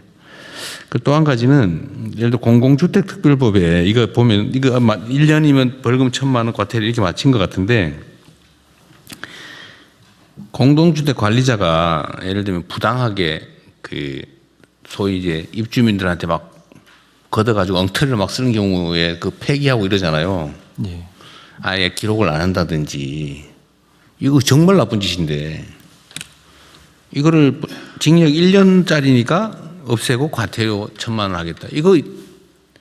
이런 건 형량을 올리든지 과태료를 억 단위로 해가지고 관리업체가 아주 혼쭐이 나게 만들어야지. 1,000만 원 하면 내가 보기에는 다 위반하고 차라리 한 달에 1,000만 원 더 남을 텐데 그러지 않겠어요?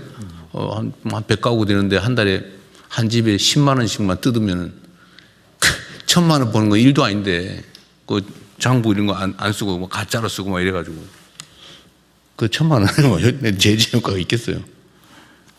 좀 구체적 타당성을 고려해서 좀 하면 좋겠습니다. 네, 그렇게. 이게 사례인데 약간 사례가 안 맞는 것 같아.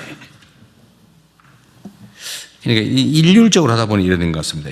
징역 1년 이건 없애고 그냥 이렇게 한 거 아닌가 싶은데 진짜 고민을 많이 해요. 협의를 해보겠습니다. 악용되는 사례. 대통령님 그 행안부 장관인데요.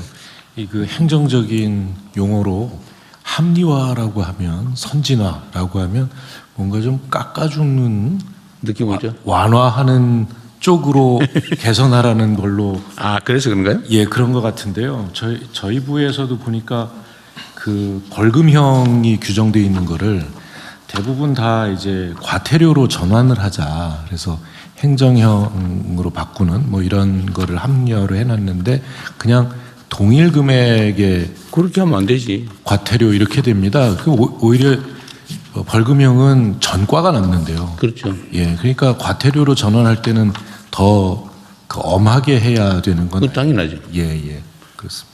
그 수사 과정, 재판 과정 자체가 일종의 약간 제재의 성격을 갖는 것인데 그냥 돈만 덜렁 내면 고의적으로 위반하는 사람한테는 완전히 신나는 일이 될 것 같아요. 오히려 그렇게 하면 완화해 주는 겁니다. 예. 그거보다 오히려 더 엄정한 제재 효과가 있어야지. 그래서 이런 거 하지 말아야 되겠다 이 생각이 들게 해야지.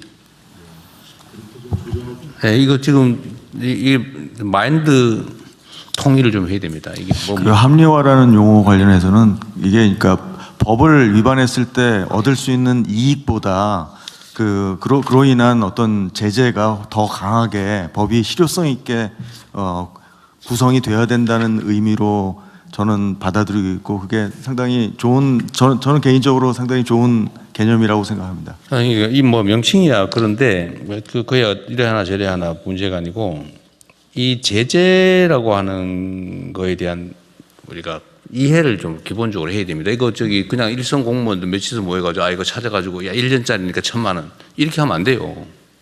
이 제재 조항이 생기게 된 이유 이게 가지게 될 의미 그리고 원래 이런 제재라고 하는 게 일반 예방 효과라고 하잖아요. 이제 다른 사람들 이런 조항이 있다는 사실을 알고 저거 하면 안 되겠네. 못하게 막는 효과. 특별 예방 효과라고 이제 내가 이미 저지른 사람 다시는 저지르지 말아야지. 이렇게 하게 해야 되는데 지금 이런 식으로 해놓으면 야 다음 기회에 이거 그냥 저질러야지 이 생각하게 만들게 돼 있어 지금 이게. 1,000만 원 물어줄 생각하고 위반하겠어 내가 보기. 그럴 가능성이 있죠. 이렇게 하면 안 된다는 거예요. 그다음에 응징 효과라고 하는 것도 있잖아요. 상응하는 제재를 가한다. 근데 그게 다 맞아야지. 이거 한계 조항들 검토할 때 다 전문가들이나 아니면 이 훈련된 사람들을 시켜서 이거 다 비교 교량을 잘 해야 돼요. 예, 그냥 막 하면 안 돼. 근데 이 부분 약간 좀 경솔한 느낌이 드는데. 예, 법무부 법제처랑 협의했었는데 다시 한 번 더 그런 네. 말씀을 따라서 이게 지금 10,000개나 되기 때문에 그 함부로 그렇게 할 일이 아니야. 이거 심사위원회나 뭐 이런 걸 만들든지 해서 한 개 조항을 진짜 치밀하게 따져야 된다니까요. 그 조항이 만들어진 이유, 형벌을 둔 이유, 형량을 그렇게 정한 이유 이거 다 따져보고 아까 얘기한 대로 일반 예방, 특별 예방, 응징 그다음에 다른 것과의 균형 이런 걸 다 따져보고 해야지 한 개 할 때마다 이게 너무 많다고 막 하면 안 돼요. 예, 대통령 좀 말씀하신 거 유념해갖고요. 네. 시스템을 다시 만들어 보겠습니다. 예. 이게 어쨌든 이런 조항 하나 만들 때도 국회에서 나름 막 엄청 고민해서 만들었을 건데 이걸 그렇게 혹시 경솔하게 하면 안 된다 그 말이지. 뭐 경솔하게 했을 리는 없지만 좀 더 치밀하게 신중하게 해주기 바랍니다. 저 대통령 한 말씀 드려도 됩니까? 네. 지난해 8월 15일 그 사면 복권 거론될 때 국무회의에서 한번 언급을 했던 내용입니다. 현재 형벌에서 행정 제재로 넘어가는 게 합리적이라는 대통령 말씀과 결은 조금 다릅니다만 각 부처 행정 처분으로 있는 행정 제재가 지금 굉장히 많이 있습니다. 우리 보안부도 보니까 보상정지라든가 국립묘지 안장정지라든가 이런 행정 제재가 많고 타부처다 보니까 뭐 직불금 제외, 면회 취소, 그다음에 건설 면회 취소 이런 게 굉장히 많이 있습니다. 이 행정 제재는 사면 복권 대상도 되지 않기 때문에 한번 제재가 이루어지면은 끝날 때까지 국민들이 조금은 부담스러워하기 때문에 각 부처에 있는 행정 제재도 차제에 한번 다 살펴보고 줄일 거는 줄이고 또 무겁게 할 거는 무겁게 하는 것이 필요하지 않겠나는 해서 이런 말씀을 드립니다. 필요하긴 한데 다음 정권에서 해야 될 것 같은데 그 일이 너무 많아서. 지난해도 한번 말씀을 제가 드렸었습니다. 네네. 어쨌든 개별적으로 와서 구체적 타당성이 많이 결여된 것들은 시정하기로 하고요. 전면적인 점검을 한번 나중에 고민 한번 해보면 좋겠어요. 일단 이것만 해도 보통 일이 아니어서. 대통령님, 저도 벌금 관련해서 그 조금 전 말씀에 좀 국민들 오해하실까봐 징역 1년에 벌금 1,000만 원이라고 하는 그 내용은 아마 오래전에 형법의 규정이 올 때의 그 국민들의 경제 상황과 지금 상황이 달라졌기 때문에 좀 벌금 액수 상한에 대해서 과태료로 그 동일하게 하는 부분을 다시 생각하셔야 될 것 같습니다. 그렇죠. 당연히 벌금이 500만 원 이하인데 만약에 그게 객관적으로 맞다면 과태료로 하면 5천만 원 1억 이렇게 해야 돼요. 그거 똑같이 하면 아무 효과가 없어. 음주운전에 딱지 떼는 거하고 똑같아요. 300만 원 내면 음주운전 걸려도 면책받는다 이렇게 하고 똑같다니까. 그럼 벌금으로 하고 거기에다 뭐 면허 제도나 이런 것들이 있기 때문에 효과가 있는 건데 그걸 과태료로 똑같이 해버리면 제재 효과가 없어져 버리겠죠. 그렇게 하면 안 된다고. 네. 좋은 지적해 주셨어요. 네, 다음 넘어가시죠. 네, 이제 토의는 마쳤고요. 부처 보고를 하겠습니다. 재해조사 대상 사망사고 통계 고용노동부 장관님 보고해 주십시오. 네, 노동부 장관입니다. 2026년 1분기 재해조사 대상 사망사고 통계를 보고드리겠습니다.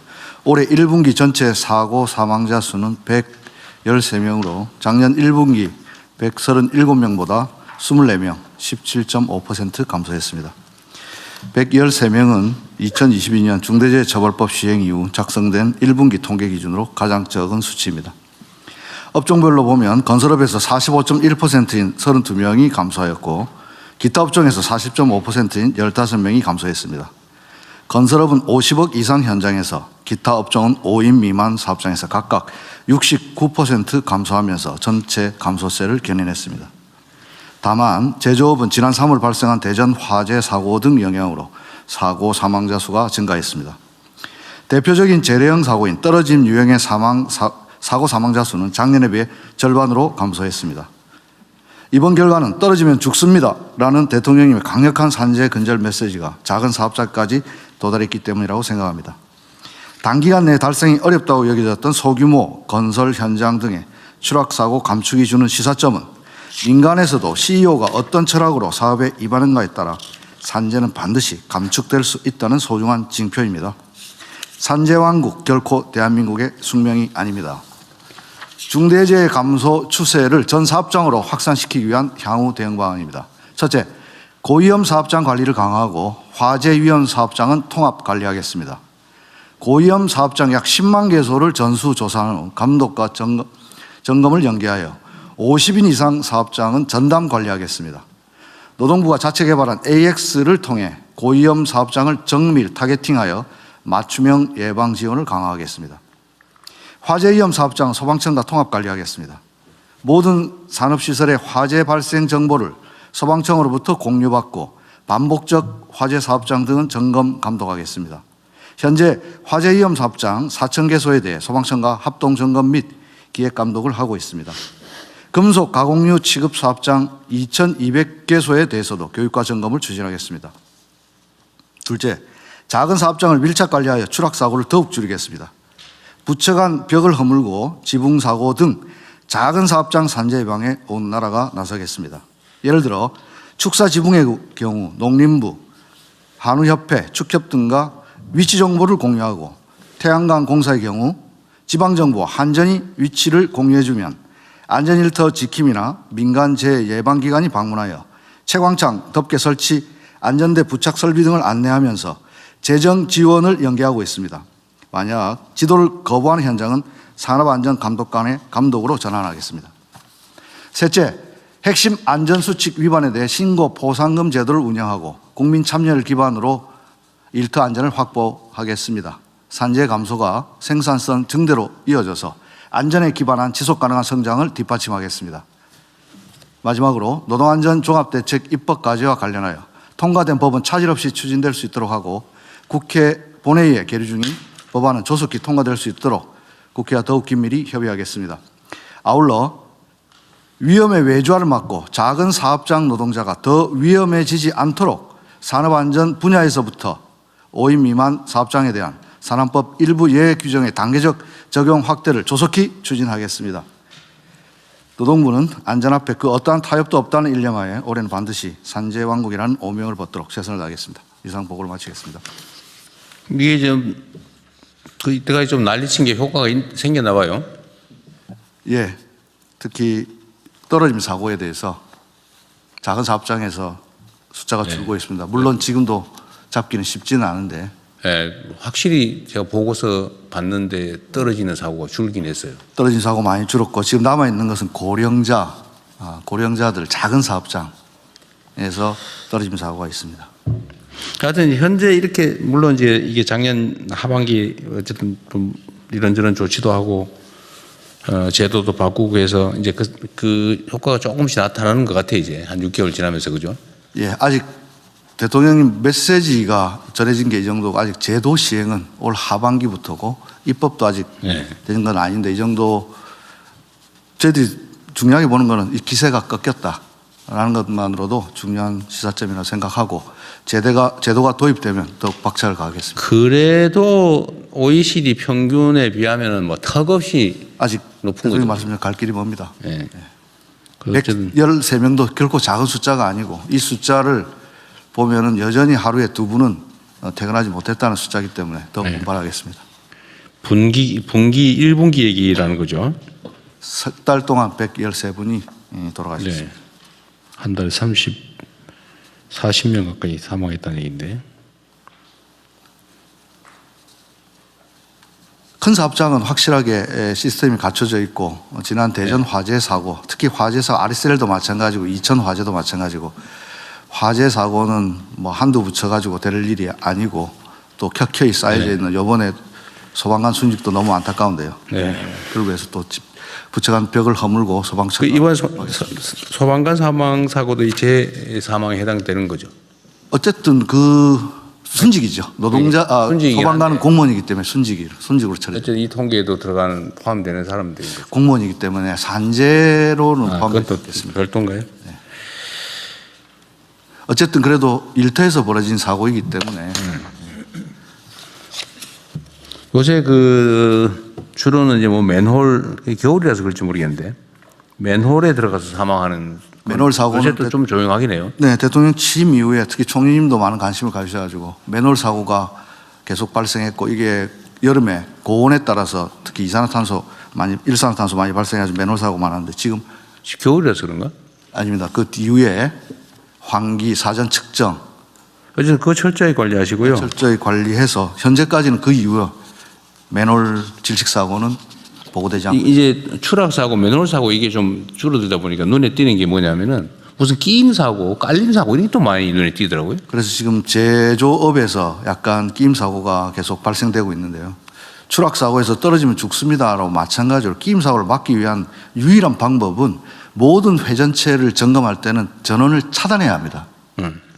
반드시 차단한 후 점검에 들어가는 것을 일상화해야 되는데요. 업무 특성상 또 물량이 컨베이어로 몰려오기 때문에 그 사이사이에 작업하다가 끼임 사고가 발생됩니다. 떨어지면 죽는 것과 마찬가지로 모든 회전체는 끼이면 잘립니다. 그렇기 때문에 끼임을 막기 위해서는 반드시 전원을 차단해야 한다. 그 기계에 밤에 졸다가 이렇게 끼어 들어가서 사망하는 사고들이 이번에 SPC도 0시 19분 어간에 났습니다. 이번에 손가락 잘린 거? 손가락 사고 났습니다. SPC에 대해서도 한 말씀 드리면 하이니 법칙이라고 1대 29, 300인데 작은 사고 막지 못하면 큰 사고 또 난다는 점 다시 한번 강조드립니다.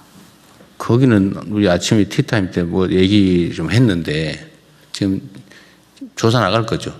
바로 즉시 작업 중지시키고 조사 엄정하게 보고 있습니다. 맞든 그게 열심히 사고 방지를 위해서 노력했는데 발생한 사고가 아니라는 설이 있어요. 그래서 저희들이 면밀히 보고 있습니다. 네. 주관적 의도에 관한 부분을 잘 체크해 보도록 하십시오. 그렇게 하겠습니다. 여기 아까 누가 우리 청와대 비서진 중에 그 내부 얘기를 아는 사람이 있더라고. 네. 그래서 좀 물어봐가지고 그것도 조사에 참고하도록 그렇게 하십시오. 하겠습니다.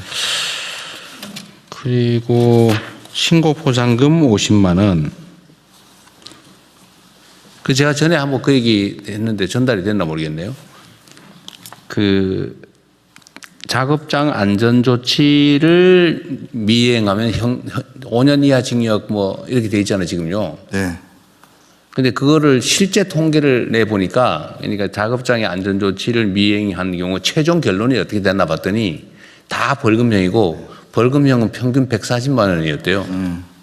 그러니까 안전조치 미행해서 걸려가지고 해봐야 결론은 벌금 140만 원이 최대였다 그 말이에요.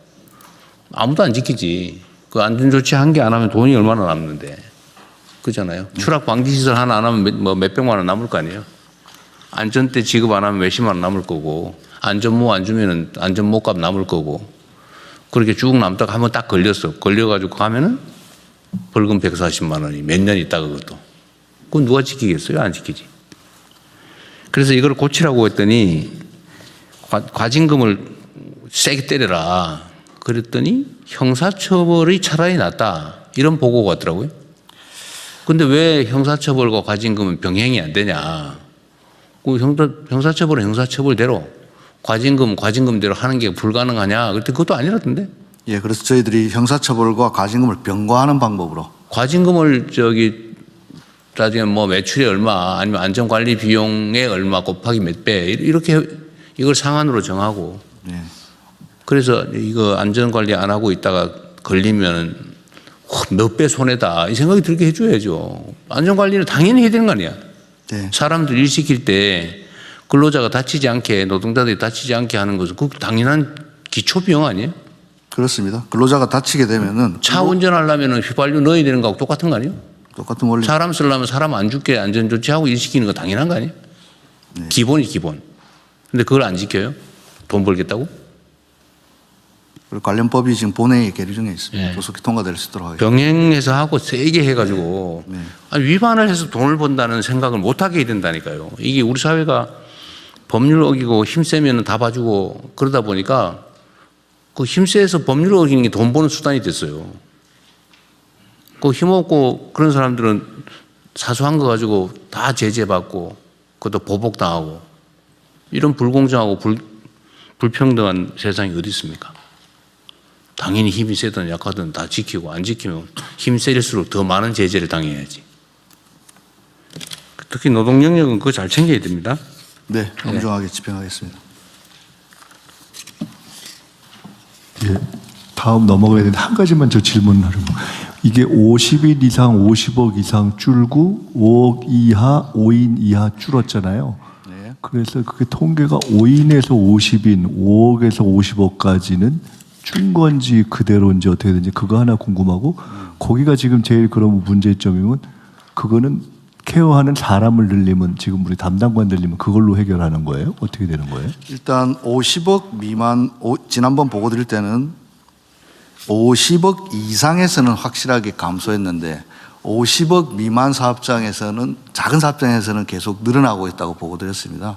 근데 예, 근데 저희들이 지난 하반기 뭐 나름대로 한 덕분에 작은 사업장 중심으로 가니까 작은 사업장의 떨어짐 사고가 절반으로 줄어서 전체 감소세를 견인했고, 이번에 50억 미만 사업장이 횡보한 이유는 안타깝게도 지난 대전 화재 사고처럼 큰 사업장에서 대형 화재 사고가 나는 바람에 숫자가 줄지를 못해요. 이게 50인 이상 대형 사업장은 추세적으로 계속 줄어들고 있었고 줄어들고 있었고 50인 미만 고용 사업장은 계속 오히려 늘다가 예. 이번 1분기에 팍 줄어든 거예요. 그렇습니다. 그렇잖아요. 예. 근데 그 50인 이하 준 게 지금 보니까 주로 5억 이하 5억 그렇습니다. 예, 맞습니다. 예. 작은 사업장 5에서 50까지가 어떻게 돼요? 그 신고 포상금은 신고하면 50만 원 준다 그 말이죠. 최소 50만 원에서 최대 500만 원까지 네. 세 번까지 할 수 있고 최대 폭은 왜 세 번까지 세 번 이상 신고하면 안 준다 그 말이에요? 너무 카파라치처럼 악용될 수. 아니 그 괜찮다니까요. 파파라치 하면 어때? 일단 아니 우리가 생각해 보세요. 이거에 대한 묘한 고정관념이 있던데 전에 한번 제가 얘기했잖아요. 그 담배꽁초 단속하라 그랬더니 저기 인도위 아니 뭐야 그 뭐라 그러지 이렇게 육교 위에서 이렇게 망원렌즈 설치해놓고 자동으로 택시에서 이렇게 툭 떨어뜨리는 거 찍어가지고 신고하기 너무 많아가지고 돈 안 줬다는 얘기 했잖아요 전에. 저는 그러면 안 된다고 생각해요. 아니 그런 위반 행위를 단속하려고 그러면 공무원이 하려면 훨씬 많은 조직 운영 비용 인건비가 들잖아요. 근데 그걸 민간이 신고하면은 비용도 적게 들고 단속 효과가 확실하게 있는데 그걸 방임할 게 아니라면 민간이 신고한 걸 왜 횟수를 제한을 왜 합니까? 난 직업으로 생겨가지고 하는 거 좋다고 생각한다니까요. 아니 그런 회사 만들어가지고 교육시켜서 저기 작업장 안전 관리 엉터리로 하는데 야 우리 오늘은 여기 가서 저기 신고하고 내일은 저기 가서 신고하고 신고해서 돈 벌자고 왜 나쁩니까? 도둑놈 잡는 거하고 똑같은데. 일단 그러면 1,000만 원 고민하고 야당하고 잘 협의해. 아니 위반을 어떤 사람이 마음먹고 신고하는 게 왜 나빠요? 그것도 사회 불합리와 불법을 시정하는 효과를 갖는 건데 단속 전문 공무원이 필요한데 우리가 예산 부족으로 못하는 거잖아요. 그 국민이 신고해서 하겠다는데 그거 왜 못하게 직업으로? 예산은 110억. 그거 확 늘려요. 그러니까 어쨌든 우리 사회의 모든 영역에서 불법을 통해서 돈을 버는 게 불가능한 사회로 만들어야 된다니까요. 뭐든지 사소하든 심각하든. 제한하지 마세요. 네, 다른 부처들도 마찬가지입니다. 다른 부처는 안 하는데 노동부만 한 것 같아 또. 내가 보기에는 노동부 장관 생각이 아니고 누군가 기한을 해온 거, 그래 맞아 그런 한 것 같아. 하여튼 그렇게 하지 말고. 내가 지나간 얘기를 하나만 더 하면 이거 매우 중요한데 신경 써야 될 일입니다. 시간 지나면 그래도 될 가능성이 많아요. 우리 직업 공무원 듣기 불편하더라도 좀 참으세요. 직업 공무원은 평생을 이 일을 하기 때문에 자기 색깔이 뚜렷하게 있어요. 그리고 정치적 색깔이 없는 게 법률상 원칙이죠. 직업 공무원은 법률상 그래야 된다고 돼 있어요. 대신에 그 로봇 태권부위처럼 선출직이 국민으로부터 권력을 직접 위임받은 지휘관을 딱 머리로 꽂으면 원래는 그 지휘관이 빨간색이다. 근데 관료 공무원 조직은 예를 들면 회색이다. 그러면은 빨간색을 밑으로 쫙 해서 발끝까지 빨간색을 만들기 위해서 노력해야 돼요. 그렇게 흘러야 돼 계속. 근데 실제는 어떻게 되느냐? 빨간색을 딱 올려놨는데 회색이 위로 밀고 올라와가지고 빨간색이 어느 날 회색이 돼 있어요. 근데 자기가 몰라요 그거를. 그 주변에서 워낙 전문가들인데다가 다 나름의 논리가 있어서 막 한참 얘기하다 보니 그 말이 다 맞아.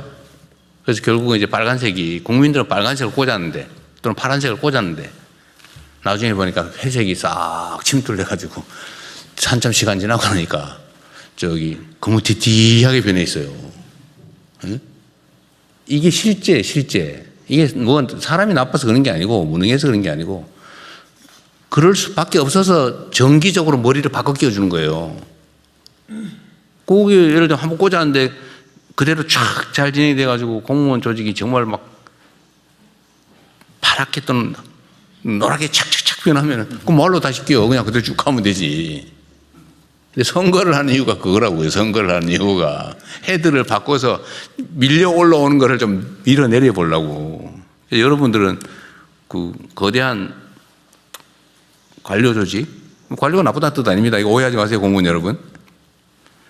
원래 그래요, 원래.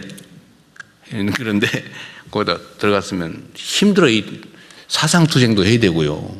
논리투쟁도 해야 되고, 권력투쟁도 해야 되고, 투쟁을 해요, 투쟁을. 막 끊임없이 공부하고, 끊임없이 국민들이 뭘 원하나. 우리의 권력의 원천이 국민이잖아요. 국민들이 뭘 원하나. 국민들의 생각은 뭔가. 이걸 끊임없이 탐구를 해서 이걸 막 밑에서 밀고 올라오는 걸 견디고 위에서 밑으로 내려야 된다니까요. 그러려면 진짜 엄청난 에너지와 열정이 필요합니다. 시간 지나면 잘 안 돼, 이게. 이것도 너무 오래 하면 안 될 것 같더라고요. 그래서 우리 노동부 장관이 내가 만만해서 자꾸 그러는 건데, 예. 이거 결제한다고 그건 넘어가면 안 돼요. 알겠습니다. 검토하겠습니다. 그들은 나름의 논리가 있어. 다 이유가 있죠. 아까 우리 차관님 그거 규정 그렇게 만드는 거 이게 잔뿌리가 땅에다 딱 대고 있잖아. 기업, 이해관계인 다 있잖아. 이게 끊임없이 이거 회색을 주입한다니까요. 쫙 대고 있잖아 이렇게. 그러니까 이거를 잘 견뎌야 돼. 이거를 우리가 공심이라고 하잖아요. 공심, 공적 마인드. 그 지키는 거 쉽지 않아요. 저도 맨날 그래서 내가 여러분들 보고에만 의존하지 않고 내가 이거 나도 지금 회색으로 안 변하려고 정말 엄청 노력하고 있어요. 나 너무 왜 말이 길었네. 다음 직진하십시다. 선출직과 관료제의 민주주의의 이론에 대해서는 어디 가서 강의하시면 돈 좀 벌. 그래요. 이러다 쫓겨날 가능성이 많아요. 다음 네. 넘어갈까요? 네. 예. 예. 그러면 다음은 25년 하반기 지역경제 동향 및 평가를 재경부 차관께서 보고해 주십시오. 예, 25년 하반기 지역 경제 동향 및 평가입니다. 먼저 동향입니다. 25년 하반기 지역 고용은 상반기 대비 양과 질에서 모두 개선되었습니다. 25년 하반기 비수도권 취업자 수는 중간에 왼쪽 그래프를 참고해 보시면 20만 명이 하반기에 증가하여 상반기 9만 8천 명이 는 것에 비해서 증가폭이 2배 이상 대폭 확대되었습니다. 고용률도 63.2%로 상반기보다 0.8%포인트 늘어났고 청년 고용률도 동일한 규모로 상승하였습니다. 업종별로는 중간에 가운데 그래프입니다. 도소매 숙박 음식업의 경우 상반기에 마이너스 1.5만 명에서 하반기에 플러스 1.4만 명으로 증가 전환하는 등 내수와 밀접한 서비스업 중심으로 고용이 확대되었습니다. 고용 안정성과 관련돼서는 오른쪽 그래프입니다. 1년 이상 계약을 하는 상용직의 경우 12만 명에서 20만 명으로 확대되는 등 고용의 질도 개선되고 있습니다. 정부 출범 전후 6개월을 비교한 통계를 비교 시 통계 작성 이래로 역대 정부 중 유일하게 비수도권 취업자 증가폭이 확대되었습니다. 그간의 내용을 보면 감소세 전환한 적이 한 번, 증가세가 약화된 경우가 4번인데 이번에는 증가세가 확대되었습니다. 그리고 고용 외에도 상권, 교육, 인구 등 여타 민생 체감 부문에서도 지방 중심의 활기가 회복되고 있습니다. 소상공인 전통시장 체감 경기가 죄송합니다. 비수도권에서 더 크게 회복되었고 1분기 외국인의 비수도권 관광 소비와 수도권 국민의 비수도권 방문도 증가되었습니다. 가운데 조그만 스타 두 번째를 보시면 외래 관광객 표본조사 결과에 따르면 외국인의 지방 체류율이 36.2% 작년 1, 4분기 대비 올해 1, 4분기가 36.2% 늘었고 지출 규모도 17%가 늘었습니다. 그리고 수도권 국민의 지역 방문도 작년 1, 4분기 대비 올해 1, 4분기가 6.8%가 늘었습니다. 대학 경쟁률도 수도권보다 비수도권 대학에서 더 큰 폭으로 상승하였습니다. 인구 감소 지역 89곳 중에서 22곳에서 인구가 반등하였습니다. 다음 페이지입니다. 평가 및 향후 대응 방향입니다. 정부의 지방중심 내수경기 활성화 정책과 민간의 일자리 창출, 지역 소비 등의 활력 회복 노력이 결합된 결과로 보고 있습니다. 새 정부 출범 후 31조 8천억의 추경과 민생회복 소비 쿠폰 등의 정책 효과로 내수 중심의 경기 회복이 본격화되었습니다. GDP 안에서도 하반기에 1.7%가 증가하였는데 이 중에 내수의 기여도가 1.1%포인트입니다.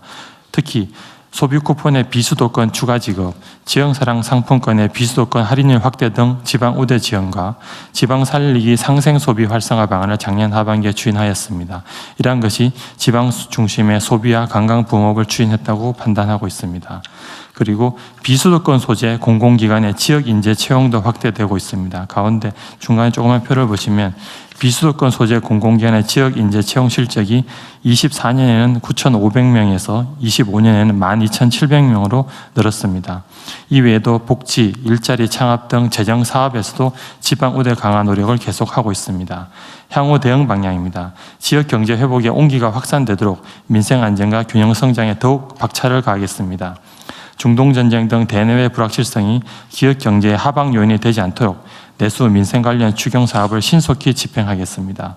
두 번째로 지역 일자리 확대 흐름을 이어가기 위해 비수도권의 창업 활성화와 일자리 창출, 지방 청년의 직무 역량 강화도 지원하겠습니다.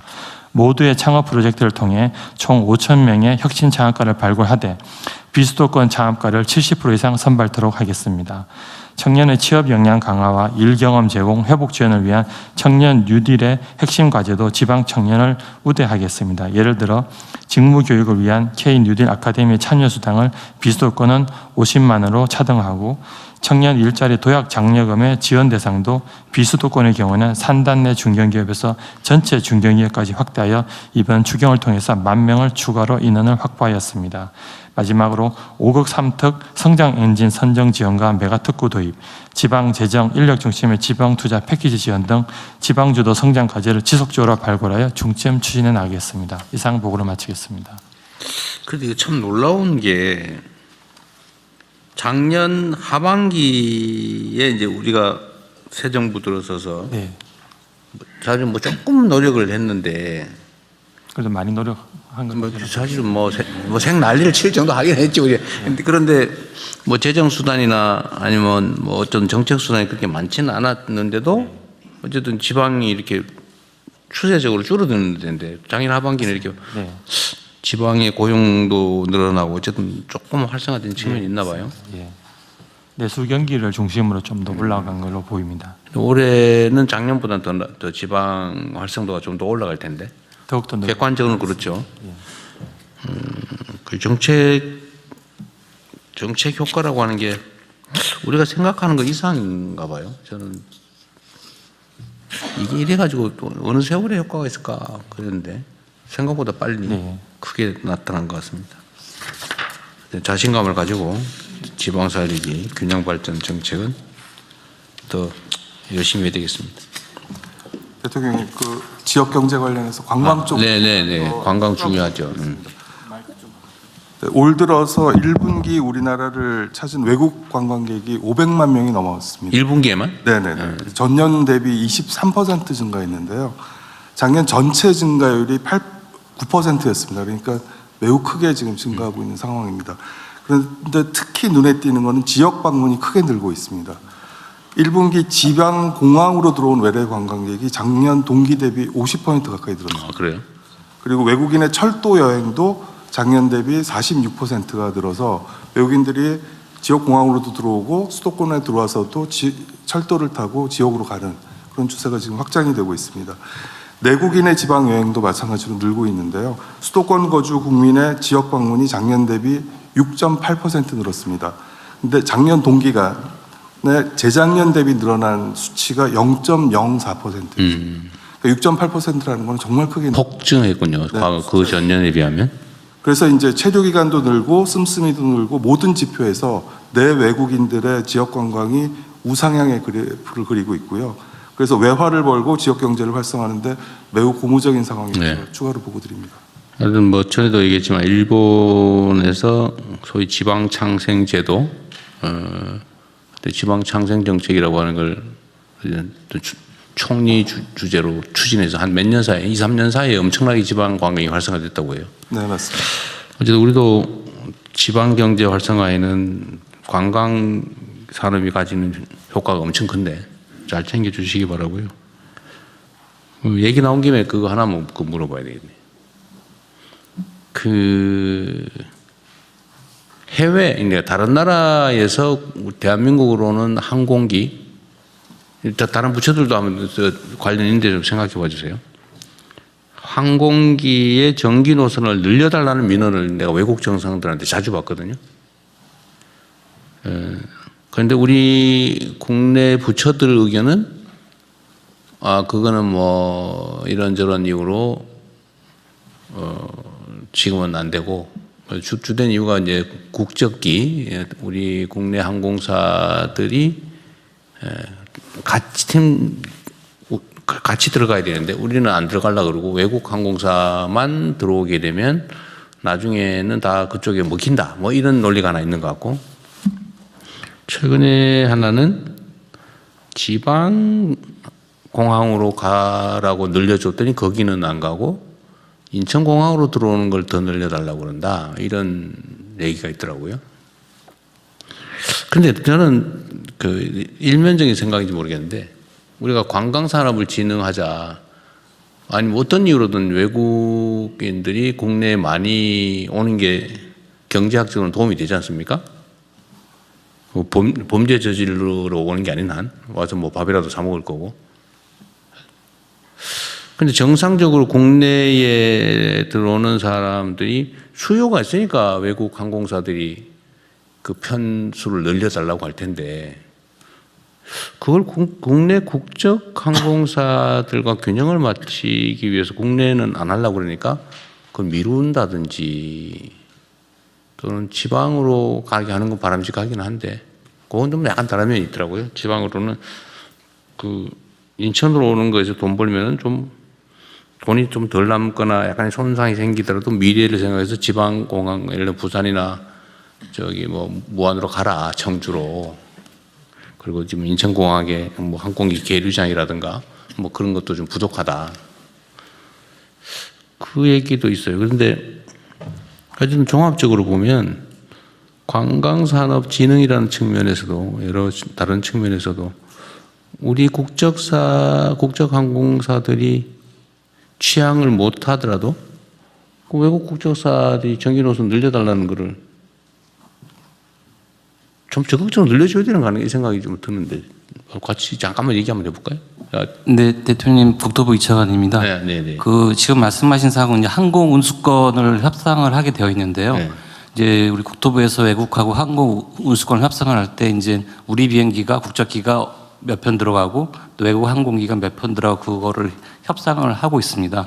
지금 말씀하신 것처럼 별로 우리한테는 비인기 노선인데 외국한테는 그 수요가 있다. 그건 거꾸로 생각을 해보면 우리한테도 그거는 좀 있다는 얘기지. 그럼 다시 한번 그 노선은 어떤 노선이 저희가 다시 한번 확인을 해보고 그 외국하고 운수 협상을 할 때 운수권 협상을 하도록 하겠습니다.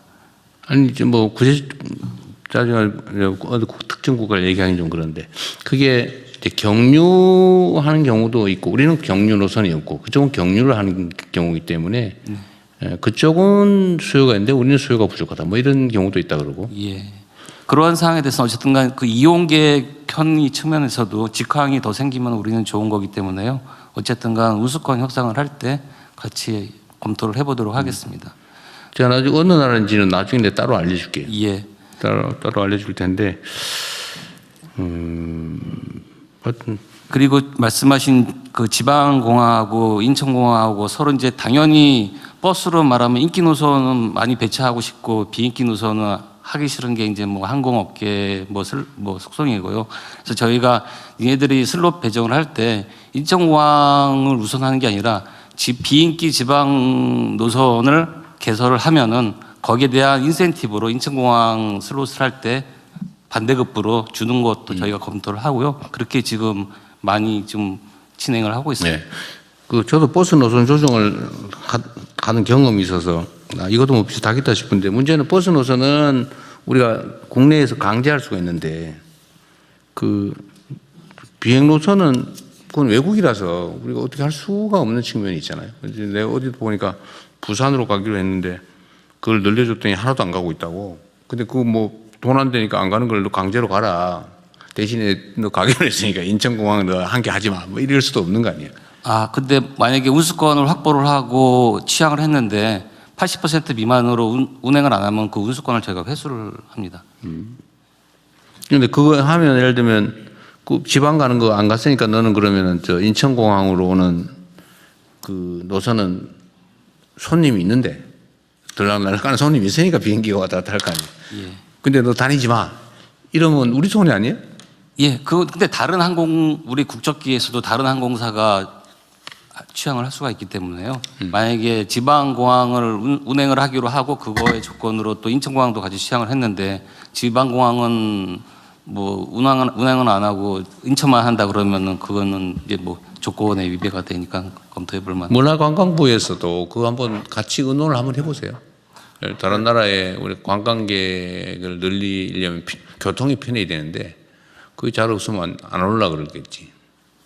네, 그렇게 하겠습니다. 그리고 지역 관광 쪽에서 더 급한 거는 사실 지역 컨텐츠, 관광 컨텐츠 개발과 상품을 더 활성화시키고 그걸 홍보를 하게 되면 많은 사람들이 오게 되면 이제 정기 노선이 생기거든요. 수익성이 되기 때문에 그 전까지는 이제 비정기 전세기를 통해서 이제 보통 수요를 충당하는데요.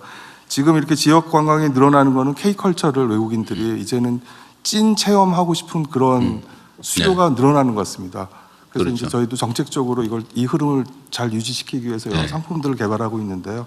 국토교통부랑 같이 협의해서 그런 노선을 늘릴 수 있도록.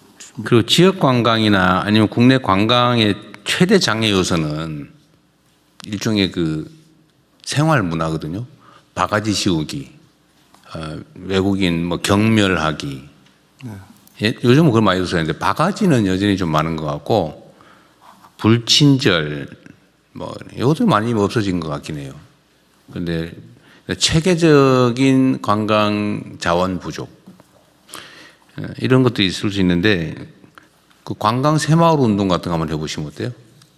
예를 들어 해당 지역에서 관광유치위원회나 뭐 관광유치 이런 거 하는 사람들 모아가지고 음식점이나 뭐 관련 시설이나 아니면 뭐 자영업자들 있잖아요. 우리 동네 계곡이 멋있는데 이런 거 유치하자 이런 사람도 있을 수 있는데 그거 다 묶어가지고 뭐 뭔가 같이 할 수도 있지 않을까요?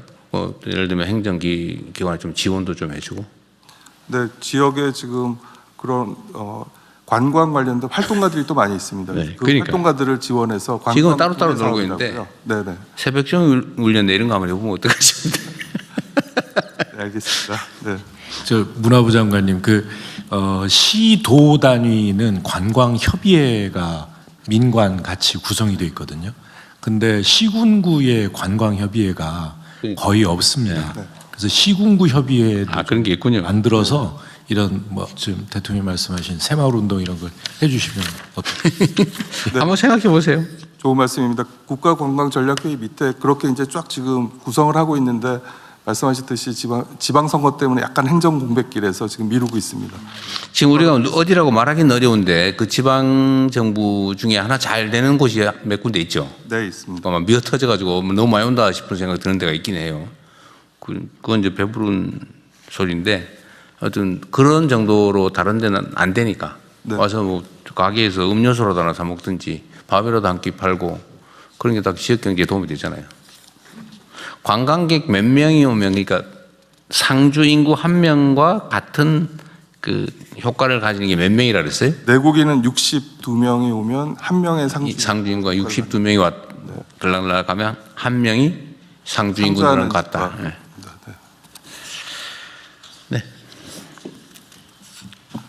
네, 다음은 대중교통 수요 분산을 위한 모두의 카드 시행 계획을 국토교통부 차관께서 보고해 주십시오. 네, 대중교통 수요 분산을 위한 모두의 카드 시행 계획을 보고드리겠습니다. 대중교통 이용 촉진과 교통비 부담 경감을 위해서 24년 5월 KPS를 도입하였고 혜택을 강화해서 금년 1월 모두의 카드로 전환을 하였습니다. 최근 고유가 상황과 관련해서 대중교통을 활성화하고 이로 인한 출퇴근 시간의 혼잡을 완화하기 위해서 모두의 카드 인센티브 등 대책 마련이 필요합니다. 이에 1차 추경을 통해서 출퇴근 혼잡 시간 전후에 인센티브 등을 위해서 총 1,904억 원을 반영하였습니다. 우선 출퇴근 시간 전후 4차례의 시차 시간을 지정해서 해당 시간에 대중교통 이용 시에 환급률을 30% 인상할 계획입니다. 또한 국민교통비 부담을 경감하기 위해서 모두의 카드 정액제 환급 기준 금액을 일괄 50% 인하해서 반값 모두의 카드를 추진할 계획입니다. 조속한 추진을 위해서 시스템 인프라 증설 및 인력을 추가해서 5월 초까지 시스템을 개선하겠습니다. 또한 지방정부, 카드사, 운영기관 등 관계기관 설명회를 오늘 오후에 개최하고 혼란을 최소화하여 모든 국민께 혜택이 골고루 갈 수 있도록 사전 준비를 철저히 하겠습니다. 반값 모두의 카드를 포함해서 오늘 보고드린 사항은 즉시 시행할 예정이고 4월 이용분부터 소급해서 6개월간 적용할 계획입니다. 이상 보고를 마치겠습니다. 그러니까 대중교통 이용하는 카드를 일률적으로 할인을 해주되 출퇴근 시간에서 살짝 벗어난 거는 더 많이 할인해 준다 그 말이죠? 예, 현재 출근 시간을 6시 반부터 9시까지로 정해놨고요. 6시 반 이전에 출근하시는 분들 그리고 9시 이후에 출근하시는 1시간 각각 1시간에 대해서는 30% 추가해서 50% 정확하게 몇 시 이전, 몇 시 이후?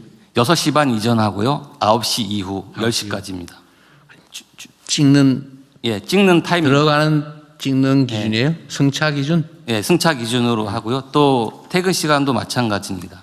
네. 퇴근 시간은 몇 시부터 몇 시까지? 15시부터 17시까지 하고요. 그 전에 1시간, 그다음에 17시 이후에 1시간. 1시간씩? 예. 알겠습니다. 네, 다 지금까지 보고사항은 다 원하는 대로 접수하겠습니다. 부처 협조사항 공유의 시간입니다. 보건복지부 장관님과 문체부 장관님 순서대로 말씀 주십시오. 네, 복지위기 알림 앱 활용에 대해서 협조 요청드리겠습니다. 비상경제 상황에서 민생복지 위기 대응을 위해서는 촘촘한 복지 위기가구를 발굴하는 것이 중요합니다. 빅데이터 시스템으로 위기가구를 선별하는 기존의 공적 발굴 체계 이외에도 정부와 민간이 적극적으로 참여해 현장에서 추가 발굴하는 노력이 중요합니다. 복지부는 누구나 신속하게 복지 위기를 알릴 수 있는 복지 위기 알림 앱을 운영 중에 있습니다. 경제적인 어려움 등을 겪고 있는 본인은 물론 이웃 등 주변의 복지 위기를 앱으로 알리면 관할 읍면동으로 통보가 돼서 대상자를 신속하게 확인 상담하여 필요한 복지 서비스를 연계하게 됩니다. 각 부처에서는 민생과 밀접한 업무를 수행하는 교직원, 이통장, 검침원, 상담사 등의 담당자와 소속 산하기관, 협회, 단체 등의 복지위기 알림 앱을 활용하도록 안내해 주시기를 부탁을 드립니다. 비상경제 상황에서 주변의 어려운 분들을 살피고 지원하기 위해 각 부처와 유관기관의 적극적인 협조를 부탁드립니다. 네, 다음 문체부 계속해서 해주시죠. 네, 문체부 장관입니다. 보통 가을을 독서의 계절이라고 하지만 4월에도 도서관 주관과 세계 책의 날 등 책과 가까워질 수 있는 소중한 기회가 많습니다. 그래서 오늘은 4월 23일 세계 책의 날을 기념하여 2026 책 읽는 대한민국 캠페인 추진 계획을 보고드리겠습니다. 먼저 우리 공직사회부터 책 읽는 문화를 선도하자는 주제에서 오늘 이 자리에 계신 모든 분들께 책 2권씩을 선물해 드렸습니다. 자리에 놓여있는 책은 국립중앙도서관 사서가 추천한 도서와 또 작년에 서점인들이 뽑은 올해의 책 중에서 제 취향으로 직접 골라서 드린 겁니다. 네, 없는 여유 쪽에서라도 10분씩 틈틈이 읽어주시기를 부탁드립니다. 솔직히 저도 여유가 없어서 아직 다 못 읽었고요. 읽고 싶은 책입니다. 네, 책 읽는 대한민국 캠페인입니다. 정부는 계속 줄고 있는 국민 독서율을 회복하고 AI 시대에 필요한 생각하는 힘을 기르기 위해 올 한 해 다양한 대국민 독서 캠페인을 추진하고자 합니다. 이번 캠페인은 지역 곳곳 국민의 일상 속에서 책 읽는 즐거움을 확산하고자 크게 4가지 방향으로 추진해 나가겠습니다. 첫째, 일상 속 독서와의 접점을 확대하겠습니다. 동네 사랑방인 지역 서점을 중심으로 어린이부터 어르신까지 맞춤형 독서 프로그램을 운영하고 일터에는 직장 문고를 지원해서 폭넓은 참여를 유도하겠습니다. 문화가 있는 날 수요일에는 지역 서점에서 심야 책방 프로그램을 운영하고 온라인에서는 전자책과 오디오북을 무료로 열람할 수 있게 해서 책으로 더욱 풍요로워지는 문화 요일을 만들어 나가겠습니다. 둘째, 국민 참여형 독서 챌린지를 운영하겠습니다. 다양한 독서 미션을 수행하거나 서점, 도서관 등 독서 명소를 방문하면 포인트나 혜택을 나눠드립니다. 셋째, 계절마다 지역마다 특색 있는 프로그램을 운영해서 테마별로 독서의 즐거움을 채워나가겠습니다. 가령 춘천에서는 남이섬 책나라 축제와 연계한 북캠프를 열고 안동에서는 한옥 숙소에서 오디오북을 들으며 산책하는 프로그램을 준비하고 있습니다. 넷째, 민관이 협력해서 홍보를 강화하겠습니다. 각계 저명 인사들을 캠페인 파트너로 모시고 SNS를 통한 릴레이 공유로 국민적 관심을 높이고자 합니다. 또한 국민께서 매월 전국에서 열리는 독서 프로그램 정보를 한눈에 쉽게 볼 수 있도록 통합 정보 서비스를 제공하고 교육부, 국방부 등 범부처와 협업을 통해 책 읽는 문화를 확산하겠습니다. 국무위원님들께서도 많은 협조를 부탁드립니다. 다 했어요? 네. 잘하고 계신 것 같고요. 이거 전에 이 조갑재 대표님이 저한테 한 얘기였는데 전 국민 일대기 쓰기인가 뭐 그런 거 있었죠. 네, 전 국민 회고록. 회고록 쓰기. 네. 그거는 지금 민간에서 주도적으로 한 100인의 어떤 단체들이 모여서요. 개인과 단체가 3월 말에 전 국민 회고록 쓰기 운동 발족 본부를 발족했습니다. 어쨌든 하긴 하고 있어요. 그거 되게 재밌는 아이디어 같아서. 네, 민간이 주도해서 지금 진행을 하고 있습니다. 우리 국민들의 개인의 일대기도 사실은 엄청난 역사잖아, 그죠? 그리고 네, 대한민국의 발전 과정이라고 하는 게 정말 해방 이후에 이 짧은 시간에 엄청난 격동을 겪고 왔는데 경제적으로 또는 뭐 정치적으로 성공한 나라 아닙니까? 일단은 이제 문화적으로까지 그래야 될 텐데 그 기록을 남기는 건 매우 유용한 일인 것 같아요. 아프리카에 그런 속담이 있답니다. 노인 한 분이 돌아가시면 도서관 한 채가 불타는 것같다라는 재밌는 얘기네요. 네, 그만큼 한 분이 가지고 있는 그 지혜와 정보량은 엄청난 거라서요. 하여튼 그것도 한번 해보시고요. 그 조갑재 대표님이 저한테 몇 번 얘기한 건데 그 지역 서점들이 사라지고 있는데 전에 한번 제가 공공도서관 도서 공급권을 지역 서점 연합 같은 데다가 맡기자. 그게 15%인가가 그냥 계약만 해주면 15%인가가 남지 않아요? 네. 그래서 지금 공공도서관이나 학교도서관에 그 구매할 때 지역 서점을 우선적으로 할 수 있도록. 학교도 그렇고 그다음에 학교도 지방정부 공공기관들이 가지고 있는 도서관에서 살 때는 해당 지역에 있는 서점 연합회 뭐 이런 걸 협동조합으로 만들어서 입찰이 아니라 수의계약 해주면 되잖아요. 근데 그러려면 규정 개정이 좀 필요한데 그 준비 누가 하고 있어요? 네, 지금 지방정부와 그 교육청에서 조례를 바꾸는 작업도 있고요. 또 하나는 뭐 조례 뭐 그냥 법으로 바꿔주면 되지. 행안부랑 같이 하고 있는 거는 일단 수의계약 지침을 바꿔주면 돼요. 네, 지방계약 예규를 개정하는 작업을 하고 있습니다. 네, 그거 바꾸고 1억 원 미만이면 지역 서점만 참여하고 수 있고 1억 원 이상이면 지역 서점은 1점의 가산점을 주고 뭐 이런 형태로 좀 혜택을 부여해서 지역 서점들이 적극적으로 참여할 수 있도록. 근데 뭐 왜 그걸 1억으로 제한해요? 웬만한 공공도서관은 연간 뭐 몇십억씩 몇 억씩 되는데? 아니요. 1억 미만일 경우에는 수의계약이어서 지역만 참여할 수 있고요. 1억 이상이면 공동 입찰제인데 그게 아니 서점은 책 공급은 입찰이 의미가 없는 게요. 네. 그게 정가 대비 공급 가격이 딱 정해져 있잖아. 정해져 있습니다. 그럼 뭘 입찰을 해? 그 자세? 자격 심사를 자격? 네.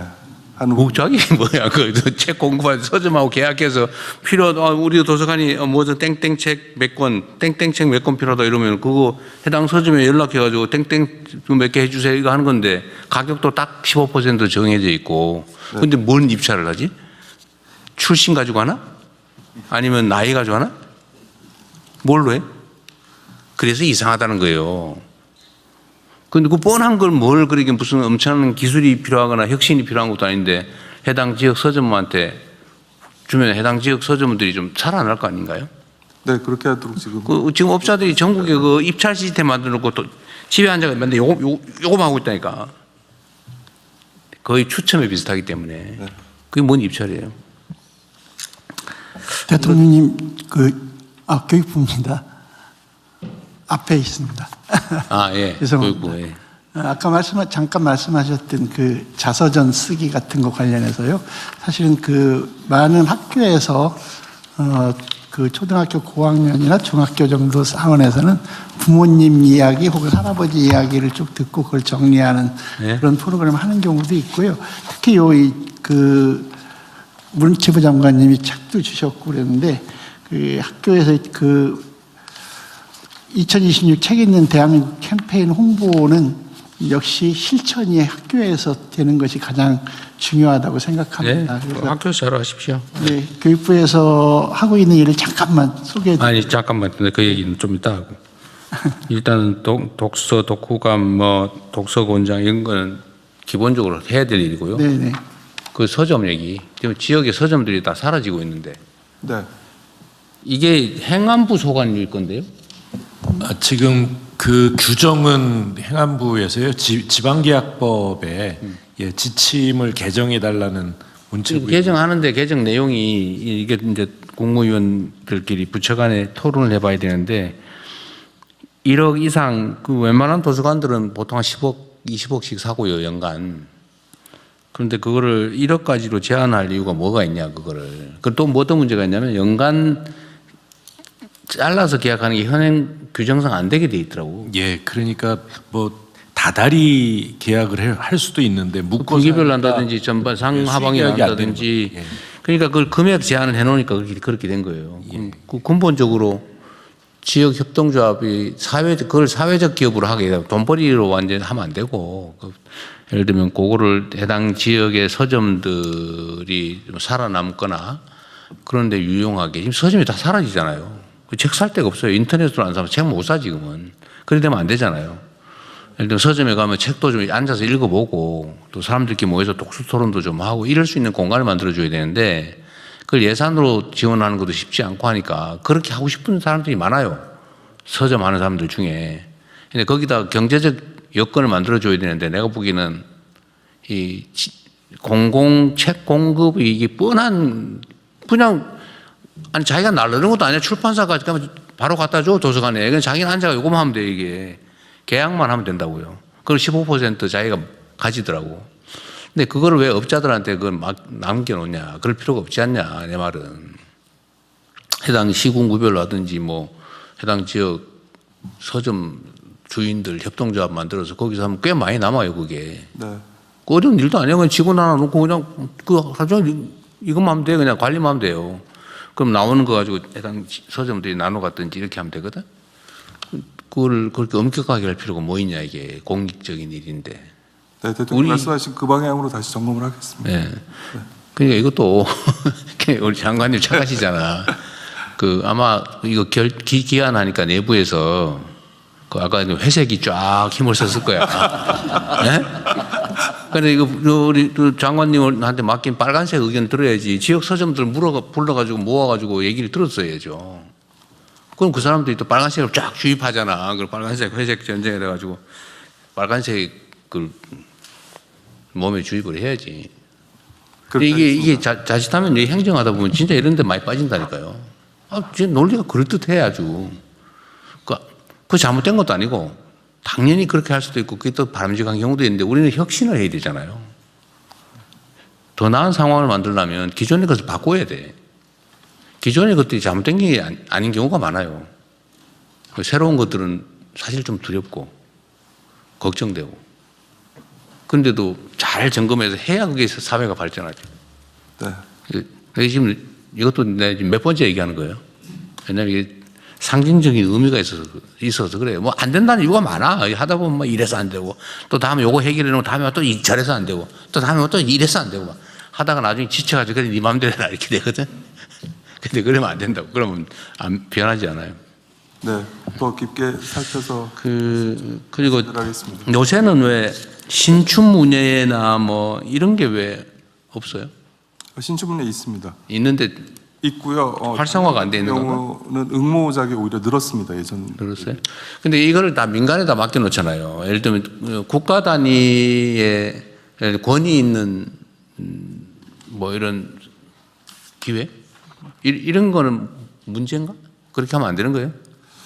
일단 지금은 뭐 신문사 또는 뭐 문학 관련된 잡지사 이쪽 중심으로 지금 그런 거 할 때 옛날에는 그냥 자체적으로 다 알아서 했잖아요. 국가 재정이 부족할 때는. 다른 나라는 어떨지 모르겠는데 그런데 좀 권위도 부여하고 후원도 실제로 너무 많이 하면 또 난립하면 또 문제긴 한데 딱 정해가지고 그것도 뭐 엄정하게 선발해가지고 거기다 예를 들면 상금이나 예산 지원을 일부 해준다든지 뭐 이런 것도 고려해 볼 필요 있지 않을까요? 지금 민간에 다 맡겨놓은 거 내가 보기엔 출판 사업이 지금 완전 사양 산업 됐어요.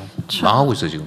네, 이제 개인적으로 사실 아까 대통령이 말씀하신 그 서점 지역 서점 관련된 부분에 적극 정말 잘 돼야 된다고 생각하는데요. 지난주 전주 갔는데 시장에 서점이 있습니다. 그러니까 서점 안에 시장 안에 서점이 있으면 굉장히 다른 공간이 만들어지고 로컬 창업가들이 거기 모여서 그 위에서 외국인들이 와서 거기서 그 햇빛 쏘면서 그러면서 이제 놀고 있는 그런 공간들이 만들어지거든요. 문화적 공간이 만들어지는 건데 이 서점에 가면 저는 제일 중요한 게 그 서점의 편집자들이 고른 그 리스트입니다. 추천. 그러니까 이번 주에는 무슨 책을 읽으라고 하고 왔다 간 사람들이 그 책에 대한 문구를 써놓고 그리고 자기들이 이번 주에 가장 중요하게 생각하는 내용들을 계속 커뮤니케이션하고 있기 때문에 이런 부분들을 가진 분들이 책을 골라서 도서관에 책을 채워야지 이게 그 내용들이 채워지고 다양한 분들의 생각이 담긴 서재도 만들어지고 할 겁니다. 그래서 이 부분을 저는 문화운동 차원에서 굉장히 중요하게 하는 것이 서점도 살리고 문화도 살리고 또 외국에 가면 이런 책 그 페스티벌 같은 것들도 많아서 이런 부분들이 좀 더 문화적으로 유명해질 거라 보고요. 그리고 지금 말씀 주셨던 네, 그렇습니다. 저 한강 작가 같은 경우는 자기를 이렇게 드러내고 뭐 이런 거 싫어하던데 내 보니까. 그러나 그거 국가적 자산이잖아요. 예를 들면 한강 작가 이름을 좀 빌린다면 좀 그렇고 그 선발전이나 뭐 이런 것도 해볼 만하지 않아요? 뭐 독후감전을 한번 하든지 창작전을 하든지. 그 지원을 하는 데 있어서 저는 이제 나라가 문학상을 만들거나 이런 거는 안 되지만 그 번역을 해서 간다거나 하는 데 있어서 굉장히 많은 어려움들을 겪거든요. 사실 한강 작가 번역했던 그 번역가 때문에 그 굉장히 기여가 컸고, 거기에 대해서 국가가 얼마만큼의 번역비를 더 체계적으로 지원해 줄 거냐라고 하는 그런 차원의 좀 프로그램들, 그리고 상이 한번 만들어지고 나면 이 상을 계속 유지하기 위해서 문학 출판사나 이런 데들이 굉장히 어려워합니다. 그래서 이것에 대한 지원을 그냥 계속 하는 체계를 만들어. 그러니까 그것도 해야 되고,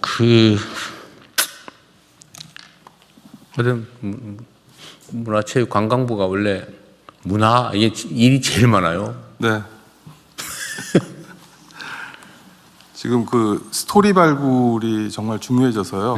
하나의 스토리가 만들어지면 계속 다른 분야로 뭐 웹툰이든 영화든 드라마든 계속 펼쳐지고 있기 때문에 그런 것의 원천적인 어떤 의미로서의 이런 신춘문예나 혹은 스토리 발굴은 계속 지금 활성화되고 있습니다. 하여튼 국내에 예를 들면 창작 선발전이랄까 하여튼 이런 게 옛날에는 눈에 많이 띄었는데 지금 눈에 잘 안 띄고 뭐 다른 이유가 있겠죠.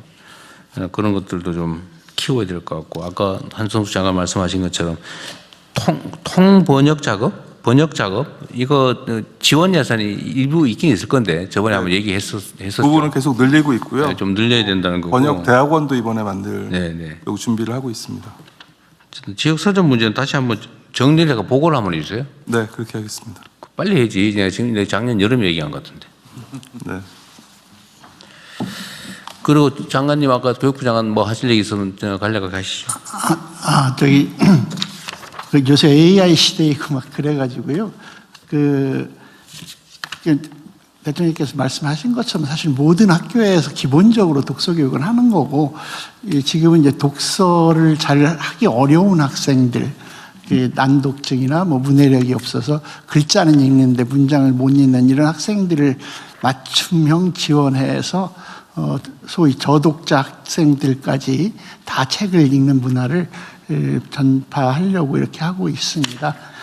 그리고 그 총리께서 그 주재하셔서 책 읽는 나라 전체 사업을 하면서 특히 최근에 문제가 됐던 유치원 유아들을 대상으로 한 그 영어 사교육 이런 문제를 건강한 독서로 전환하기 위해서 책 놀이 혹은 그 책 읽어주기, 그림책 함께 보고 이야기 나누기 뭐 이런 식으로 독서 저변을 바꾸려고 하고 있다는 말씀 드리려고 했습니다.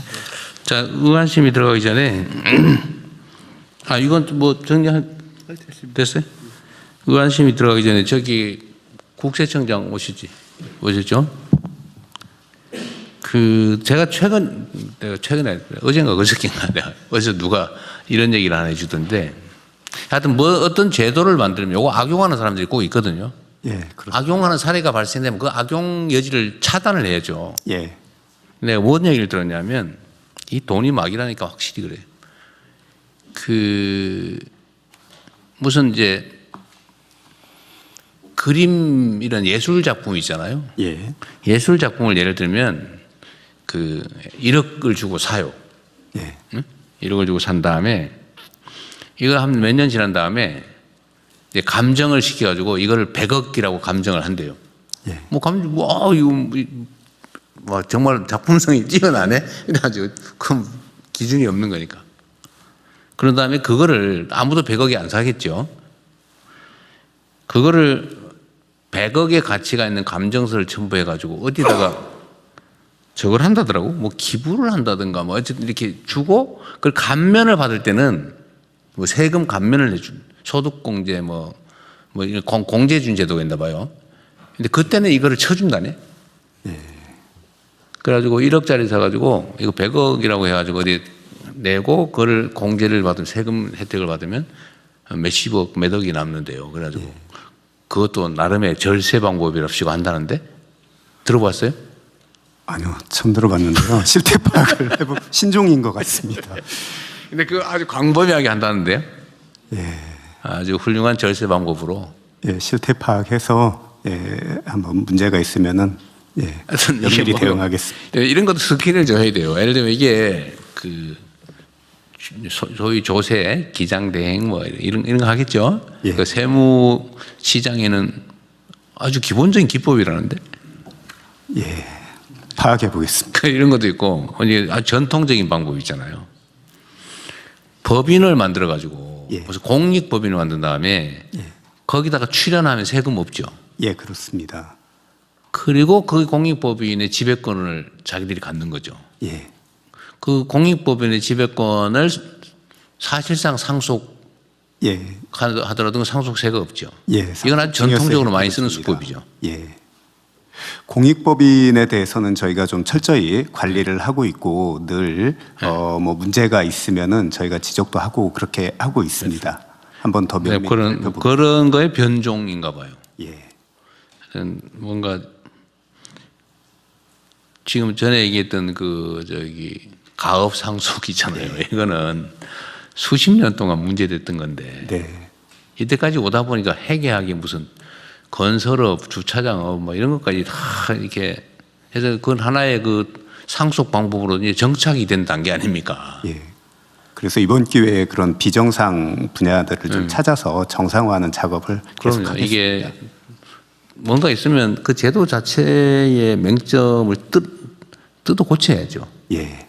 다른 부처들도 마찬가지입니다. 이런 거 너무 많아요. 그래가지고 잔깨 부리고 편법, 탈법 써가지고 이익 보고 그러니까 성실히 열심히 일하는 사람들은 의욕 상실 아닙니까? 화나죠. 예, 상실감을 느끼게 됩니다.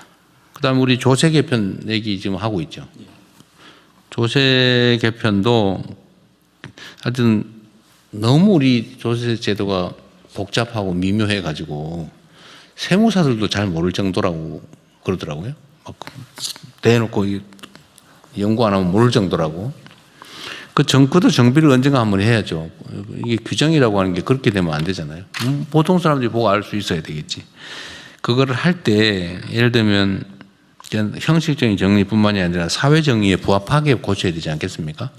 예를 들면 딱 비교가 그런 거예요. 내가 정말 내 노동을 바쳐가지고 열심히 일해서 버는 세금은 45%인데 아무것도 안 하고 남의 돈 빌려가지고 이렇게 하면 그거는 세금이 얼마 안 되더라. 그거 일하고 싶겠어요? 그러면 그런 생각이 들게 하면 안 되는 거죠.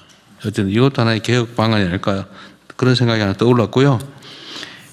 그 다음에 경찰하고 검찰도 나오고 계시죠? 네.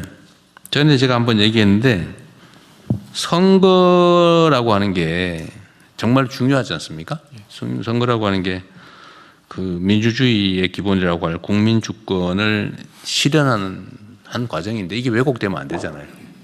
정보를 왜곡해서 판단을 흐린다든지 아니면 뭐 돈으로 매수를 한다든지 중립해야 될 권력이 나서서 그걸 개입해서 결과를 영향을 준다든지 이러면 안 되잖아요. 그죠?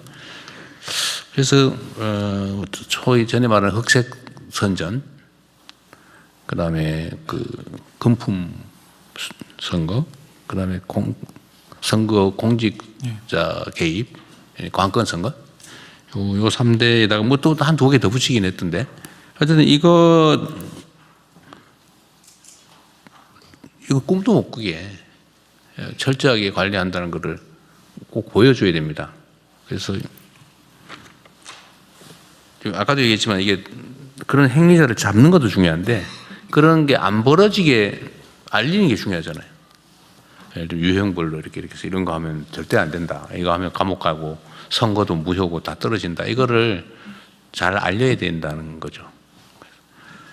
근데 뭐 하고 계실 거긴 한데 내 보니까 좀 눈에 띄게 좀 해주시면 좋을 것 같고요.